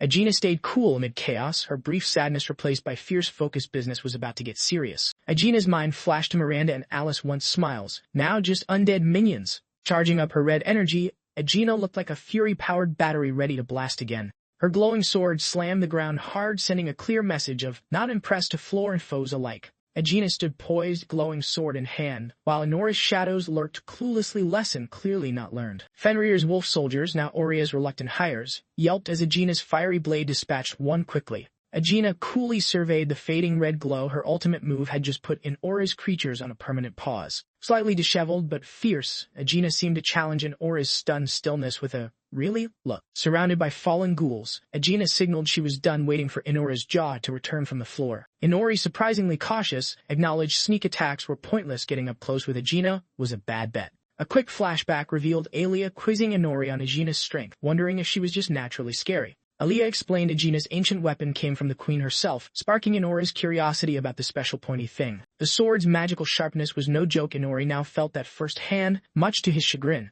Back in the moment, Egina's crimson blade cut through Inori's ghouls like butter. Ancient weapons still ruled. Not to be outshined, Inori hurled a swarm of dark spikes, banking on numbers over finesse this round. Egina spun like a pro, her glowing sword turning Inori's dark barrage into a laughably weak show. Inori's shattered weapons vanished. Egina's sword didn't just block, it obliterated his budget magic gear. Miffed, Inori conceded Ajina's sword was way more than sharp. His disappearing weapons said it all. Ajina's sword pulsed red, like it could slice reality, or at least the toughest steak in town. Inori, half amazed, half annoyed, admitted Ajina's sword could probably cut through anything. Bad news for him. Ajina flared red energy, skipping the magic fanfare, aiming straight for a knockout punch. She unleashed a crushing air hammer blast, pure red energy ready to deliver an instant headache to Inori.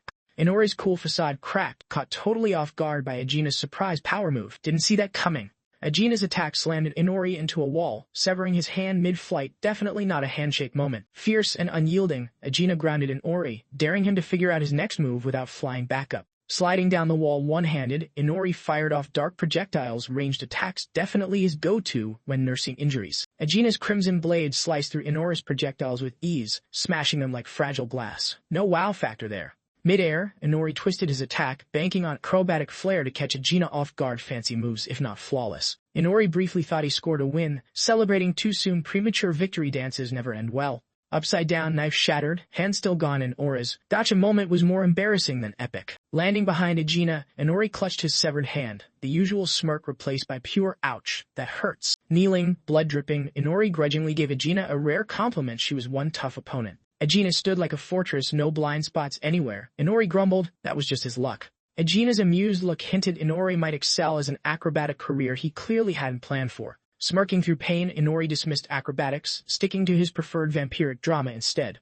A quick info pop-up revealed Ajina's mithril sword triggered magic lightning fast. In Aura's mystery solved, much to his annoyance. Inori nervously pondered if mithril was extra potent against demons like himself. Definitely not a comforting thought. Ajina confirmed the suspicion and teased Inori about his study habits. She was clearly having fun. Trying to stay cool despite his missing hand, Inori muttered thanks for the nod to his unexpected braininess. Inori resorted to a desperate move, ordering his rogue hand near Ajina's foot to stab. Creepy, but clever. Ajina was too fast, smashing the rogue hand and knife before it could act. No zombie hand tricks allowed. Watching his hand trick flop, Inori begrudgingly admired Ajina's flashy moves, annoyed but impressed. Giant, despite dismemberment, Inori taunted Ajina, daring her next move, tempting fate, as usual. Crouched and one-handed, Inori tried to look menacing while probing for Ajina's secret edge. With a confident smirk, Ajina welcomed the challenge, eager to spar wits with the one-handed vampire. Reflecting on the fight, Inori theorized Ajina's reaction speed came from sensing attacks before they arrived. Detective mode activated. He guessed Ajina had a magic detection field, an invisible tripwire catching sneaky moves. Smart tactic. Pleased despite his situation, Inori asked if his deduction about her magic field hit the mark. Ajina, a bit surprised, confirmed his theory. Inori wasn't just talk, he was a sharp cookie after all. Inori joked his detection skills were useless now, but Ajina clarified hers worked differently, a subtle flex. Ajina admitted her magic field made hide-and-seek impossible, but kept stabbers at bay. Great for combat, terrible for sneaking. Inori smugly noted he could spot her magic lair. Two secrets were overrated anyway. Done with the Q&A, Inori sent shadowy purple threads to trap Ajina, aiming to wear her down. Ajina's sword cut through his purple traps like they were party streamers. Binding failed spectacularly. Inori grumbled as his tough threads flopped against Ajina's sharp blade. Disappointing. Hygiena ready to strike when a blue wolf ghoul burst from her shadow. Surprise party crashers. The rude wolf ghoul chomped on Ajina's leg, definitely not the kind of fight interruption she wanted. While Ajina dealt with the leg biter, Inori lunged from above, taking advantage of her distraction. Multitasking villainy and self-repair, Inori twisted shadow threads to reattach his severed hand. Ajina winced, weighing whether to handle the gnawing ghoul or focus on Inori's next move. Tough call. Thinking Inori was vulnerable without a hand, Ajina attacked first, a risky gamble. Suddenly realizing Inori's weakness was a trap, Ajina's eyes widened in horror. Inori revealed his hand fully healed, exposing the ghoul distraction as a clever ruse. Smirking, Inori took pride in Ajina letting her guard down during his theatrical stunt. Frustrated, Ajina thought only her mithril sword could handle his unfair regeneration and tricks. Inori laughed as his grapple threads pulled him back, slipping out of reach like a slippery villain. Repositioning with a vanish, Inori left Ajina surprised and shouting at his sudden disappearance. Annoyed, Ajina expertly threw a blade that exploded the leg-biting ghoul. No more surprises there. Ajina's eyes widened. Inori was activating his mystic eye formation. Hypnosis incoming. Inori taunted, confirming Ajina fell for his hypnotic trap as his eye glowed ominously. A glowing yellow hypnotic symbol floated before Ajina, just out of reach. Inori's sneaky spellcasting. Ajina's eyes reflected the swirling hypnosis, trapped in Inori's mind-bending magic. Bad news. Furious, Ajina swung her mithril sword, slicing at the stubborn hypnotic pattern she hated. Inori laughed off her attempts, boasting his blade cut through magic, then readied another grapple bind. Inside a red defensive bubble, Agena braced herself as Inori prepared his next move, tension thick enough to cut. Another blue flame shadow minion went straight for John's leg. Inori sure had a thing for leg attacks. Annoyed, Agena wondered where all these shadow pests suddenly appeared. They were definitely multiplying. Inori just shrugged smugly, clearly loving the chaos and her confusion. Frustrated, Eugenia wondered why he was laughing. Inori's new knife said it was just fun for him. Flashing fangs, Inori implied their destructive game was his kind of fun. Agena might disagree. Agena stayed cool, offering nothing emotional, keeping her poker face intact. With a predatory grin, Inori invited Agena to continue their deadly little dance. He hinted the grand finale of their showdown was near, cranking up the anticipation. Eyes blazing, Agena vowed to end it with her mithril sword. No more games. Bloodied but unbowed, Inori smirked and declared the fight far from over, resilient as ever. Another blue glowing wolf ghoul exploded from Agena's shadow, more uninvited guests crashing the party. The new ghoul bit Agena's leg, a rude and painful surprise she definitely didn't appreciate. While Agena dealt with leg biter, Inori seized the moment and lunged from above. Meanwhile, Inori multitasked, reattaching his severed hand with shadow threads and analyzing Agena. Wincing in pain, Agena quickly debated whether to deal with the ghoul feasting on her leg first. Thinking Inori still handless, Agena targeted him first, a risky but tempting move.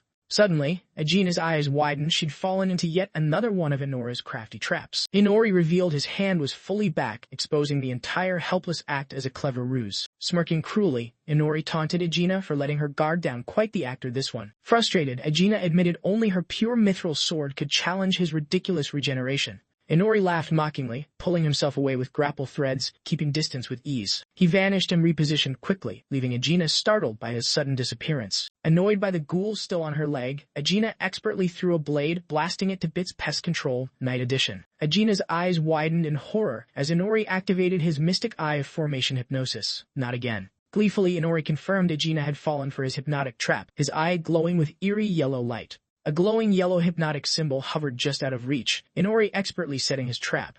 Agena's eyes mirrored the swirling pattern, stuck in his mind control, utterly annoyed. Frustrated, Agena slashed her mithril sword, trying to cut through the stubborn magic formation. Inori laughed off her efforts, bragging his blade sliced magic too, then readied another grapple. Agena, shielded in a red bubble, watched Inori prepare his next move. Tension thick in the air. Another blue-flamed shadow minion lunged at Agena's leg. Inori's minion factory never seemed to stop. Agena, clearly fed up, wondered where these endless shadow pests kept coming from. Inori shrugged smugly, clearly loving her frustration and the chaotic scene he orchestrated. And exasperated, Agena demanded why he was laughing. Inori's new knife said this was his idea of fun. Flashing fangs, Inori implied their destructive duel was his kind of entertainment. Agena clearly not sharing the vibe. Agena kept her cool, offering only a cold who knows, denying him any emotional victory. With a predatory grin, Inori signaled it was time to keep their deadly dance going. He declared the grand finale was coming, ramping up the excitement for their showdown. Seeing another magic formation, Agena snarled, determined to slash through it like before.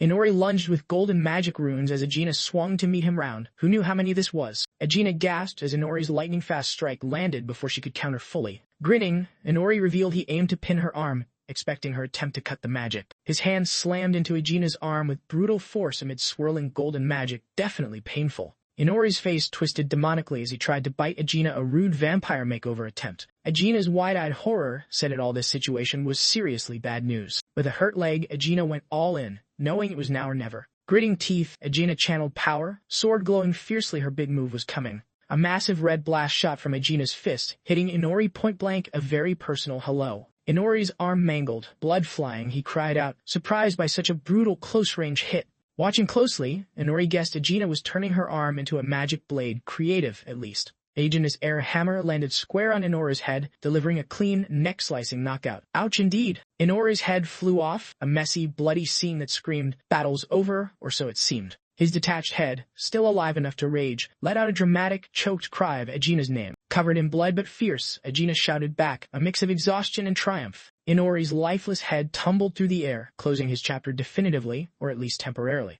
Panting and worn out, Agena stood amid the battlefield's wreckage, sword glowing faintly, battle-weary. Just as relief settled, Fenrir, Inori's loyal wolf ghoul, howled and lunged, ready for one last fight. Fenrir charged like a shadowy blue blur, aiming to claw Agena with a not-so-friendly hug. With a swift, almost bored swipe, Agena split Fenrir clean in 2 interruptions, officially over. Inori's head lay still while Fenrir's shadowy form faded away, finally some peace. Agena glanced down at the severed head, a complicated goodbye playing on her lips. her bloodied mithril sword stuck in stone, the stark relic of the violent clash just endured. Alone in the ruined throne room, Aegina grabbed Inori's severed head, a grim trophy of hard-fought victory. Bloodied and teary-eyed, Aegina wondered when she last fought this hard. No time to rest yet. Just thinking of Princess Alia, Aegina's arm holding the head was suddenly sliced by an unseen attack. Aegina gasped, eyes wide in horror. The day's disasters just kept stacking up. Inori's head slipped from Aegina's now severed hand. Tumbling to the floor, this head got around a lot. Inori's falling head joked about being decoration as his headless body lunged, slicing off both arms. Aegina screamed in shock and pain, blood spraying everywhere. Day officially terrible. Inori's surprisingly nimble, headless body kicked Aegina into a wall, still deadly, even without a head.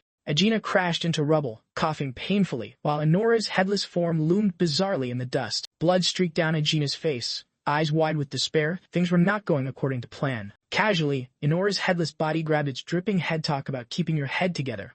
With a gross sound, the head slid back on, Inori groaning in satisfaction. Vampires had strange hobbies. Mostly reattached, Inori casually dismissed decapitation as no big deal, a minor inconvenience at best. Aegina, beaten and shocked, struggled to believe her mithril sword hadn't done the trick. Unfair much? Inori smirked, flaunting his severed arm like a bad fashion choice, mocking her mithril obsession. He claimed mithril worked only here. He was from somewhere with very different rules. Surprise factor? High.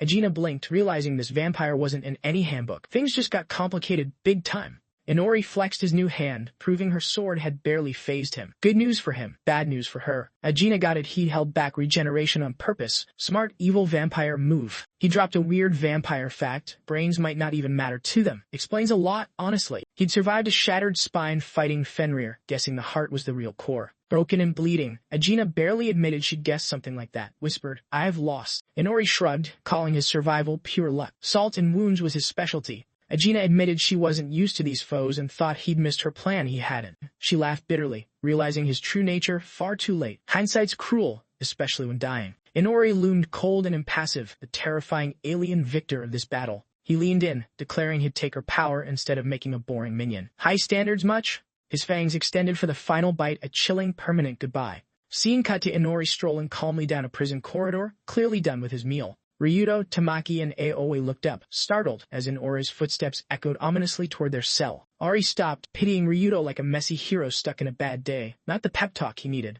Bruised and battered, Ryudo couldn't believe Inori was here, the last person he wanted to see. Ryudo gasped Inori's name as he appeared, key in hand, ready to unlock their prison. Thoughtfulness? Nope. Tamaki and Aoi rushed the bars, relief and worry mixing as Inori dismissed their concerns with a casual vibe. Smirking, Inori told them to mind their own business and unleashed a glowing hypnotic circle on Aoi. "Uh-oh!" Ryudo shouted, seeing Aoi's blank stare, demanding to know what new nightmare Inori was starting. Tamaki called Inori's name as the magic glowed, while he calmly reassured them classic, don't worry lines. Still sprawled on the floor, they got a rude hurry up from Inori. No time for chit-chat. Ryudo's eyes went wide, struggling to make sense of Inori's strange, unsettling rescue plan. Frozen in place, Ryudo panicked silently, while Inori casually wondered if he was even conscious. Inori speculated the spell might hinge on willpower, always up for some magical tinkering. Gently touching Tamaki and Aoi's heads, Inori dropped a favor request, never the fun kind. With a glowing golden eye, Inori ordered them to clean up his mess, outsourcing chaos. Classic. Ryudo nearly choked on the idea of becoming Inori's janitorial crew. Inori told them to pretend he was dead, then tossed Tamaki a seriously powerful staff. Tamaki, under Inori's sway, was told to torch the castle and erase all evidence. Inori claimed Tamaki was just holding back, needing to ditch her mental limiter. Easy fix, right? Ryudo freaked over the burning plan, while Inori had Aoi conjure a don't burn as safety shield. Tamaki's eyes blazed as she eagerly accepted her fiery new role, ready to burn it all down. Horrified, Ryudo tried to stop her, warning about innocence probably falling on deaf ears. Surrounded by flames, Tamaki cheered while Aoi glowed, promising to do her best. Teamwork! Ryudo's desperate screams were lost in the roar of the rising inferno. Massive fiery blasts exploded, engulfing the grounds. Tamaki was all in on her new job. The grand castle burned fiercely, smoke swirling. History preservation officially failed. Inori admired the blaze and noted even inside Aoi's barrier, things were getting pretty toasty. He acknowledged the hero's blessing powering Tamaki's fiery display, a real spectacle. Turning to horrified Ryudo, Inori hinted the truth was better left unknown, ignorance bliss. Princess Alia calmly watched the castle burn, flames reflecting her newly steely eyes. A faint, approving smile crept over Alia's lips, clearly liking the fiery makeover. Leah's thoughts drifted to her sister Amanda's bright smile from better days. Then she recalled Ms. Nala, the kind maid caught in recent chaos, so many memories. Aaliyah pictured her late parents, regal and lost, the whole family tragedy settling in. Her red eyes flared with fierce determination, her features hardening with a vampiric resolve. Cloaked in sparks, Aaliyah made a fiery, dramatic exit from the burning castle behind her. Inori caught up with Aaliyah in a moonlit forest, the castle's glow fading in the distance. Aaliyah casually checked if Inori's cleanup mission was done, catching him off guard. Leah revealed her vampiric upgrade came with mind-reading perks thanks to Inori's blood. She also mentioned her hair now sported unexpected but stylish red highlights. Inori shrugged off the hair change, focusing on survival rather than fashion sense. Aaliyah admitted feeling mentally tied to Inori, defiance not exactly an option. Aaliyah embraced her new bond enthusiastically. Inori was pleased, simple master-servant deal. Annoyed by Inori's thought, Aaliyah slapped him, surprising him with sudden sass. Puffing her cheeks, Aaliyah hinted her new status wasn't all bad, referencing his slapped face. Blushing, Inori admitted the red streaks actually suited Aaliyah. He had a style eye. Still rubbing his cheek, Inori shared a knowing smile with Aaliyah, their dynamic evolving fast. Turning away, Aaliyah reflected on survival and newfound freedom, grateful for both. Her expression hardened with a new ambition sparking inside her. Aaliyah privately considered surpassing Inori might free her. He caught the challenge instantly. Boldly, Aaliyah vowed to grow stronger than Inori and reclaim her freedom one day. Inori's slight smile showed he welcomed the idea of future rebellion. With Aaliyah's goal clear, Inori proposed a trip to his secret base. Adventure awaits. Aaliyah was surprised, questioning the base's existence and Inori's knowledge of it. Inori revealed the base was Fenrir's old hideout, perfect for secrets, planning, and plotting. Aaliyah blinked at the surprisingly tidy wooden hut, shielded by a shimmering pink barrier. Inori mentioned fixing the ruin up during weapon forging. Aaliyah wondered about his DIY skills. Aaliyah asked if the hut was a weapon. Inori called it a combat base. Ambitious, indeed. Inori slumped tiredly. Aaliyah noted the hut was small for two, no castle luxury here. Inori smirked, hinting at their only one bed problem. Awkwardness officially set in. Aaliyah's cheeks flamed red, clearly flustered by Inori's not-so-subtle hint about their sleeping setup. Flustered but firm, Aaliyah denied royal airs, then nervously leaned in, sparking Inori's curiosity. With eyes squeezed shut and blushing furiously, Aaliyah boldly suggested they just share a bed. Still blushing but resolute, she credited her survival to Inori wanting to repay him properly. Her gaze sharpened. Sharing a bed was her immediate, no-nonsense way to settle the debt. Inori took in her straightforward offer with a poker face, silently processing the bold move. Smirking, Inori noted she volunteered before he could command. Aaliyah shut her eyes, ready to go. Leaning close, Inori ordered her to take it off. Aaliyah's wide red eyes flickered with nervous thrill. Face blazing crimson, Aaliyah trembled, eyes shut tight, caught between embarrassment and excitement. As the cloak fell, Aaliyah nervously wondered if her current state was enough for Inori's plan. Inori's glowing red gaze scanned her with his Megan's vision, probably judging more than fashion. His hand glowed gold as he reached for the discarded cloak. Time for some magical tailoring magic. Bathed in golden energy, Inori expertly reforged the cloak, eyes closed in deep concentration. He presented an elegant black dress, casually handing it over, definitely not what she expected. Surprised and blushing, Aaliyah accepted the shimmering dress, flecks of magic softly glowing. Looking bored, Inori confessed her old rags gave him weird vibes. New dress it was. A flashback showed Aaliyah on her deathbed as Inori offered vampiric life, his version of subordination. Grinning with fangs, Inori teased that he picked partners, questioning her repayment plan. Holding the dress, Aaliyah got teased about her confidence and appeal. Inori loved to playfully taunt. Aaliyah gasped, utterly flustered, her face turning even redder as she clutched the dress tighter. Eager to cover up, she quickly thanked him and promised to change immediately, saving face priority. Inori smirked, enjoying Aaliyah's flustered, doll princess vibe, clearly having fun with her reaction. Aaliyah slumped on the porch, dress in hand, silently regretting her bold but messy offer. She questioned her impulsive offer, realizing it was just a clumsy way to prove her resolve. Leah quietly confessed being the last survivor who abandoned her country, maybe even seeking punishment. Inori overheard and dryly joked, if sleeping with him was her idea of penance. Startled, Aaliyah caught Inori eavesdropping, shocked he'd overheard her private monologue. Inori gave a slightly annoyed glare, calling out her surprisingly rude assumptions. Flustered, Aaliyah denied, still confused but clearly thankful for Inori's rescue. Inori raised an eyebrow. Aaliyah insisted she was sincere, just a hot mess of emotions. She admitted surviving made her less human, but her feelings remained firmly intact. Her red eyes burned with conviction, no regrets about choosing to live. Inori's expression softened, recognizing strength beneath her awkward, flustered exterior. He proposed trying something new and asked for her help. Aaliyah eagerly agreed to anything. Inori revealed a glowing skill list, noting one skill wouldn't train itself. Aaliyah's curiosity piqued. He deadpanned the skill was sexual technique. Awkwardness instantly spiked. Leah was utterly baffled, definitely not the kind of help she'd expected to offer. Inori suggested a simple chest touch might level the skill. Aaliyah shrieked in protest, slightly annoyed. Inori argued a little touch beats her earlier sleepover offer. Fair enough. Aaliyah fiercely objected some standards were still alive, and that felt way too weird. Inori reached out, insisting she honor her help, anything promise. Aaliyah cried out in dismay. From outside, Aaliyah's distant yell of demon till day met Inori's calm correction, vampire. This is the end of the video. Thank you for watching. Before you go, don't forget to subscribe and smash that like button until explosion. See you on the next video.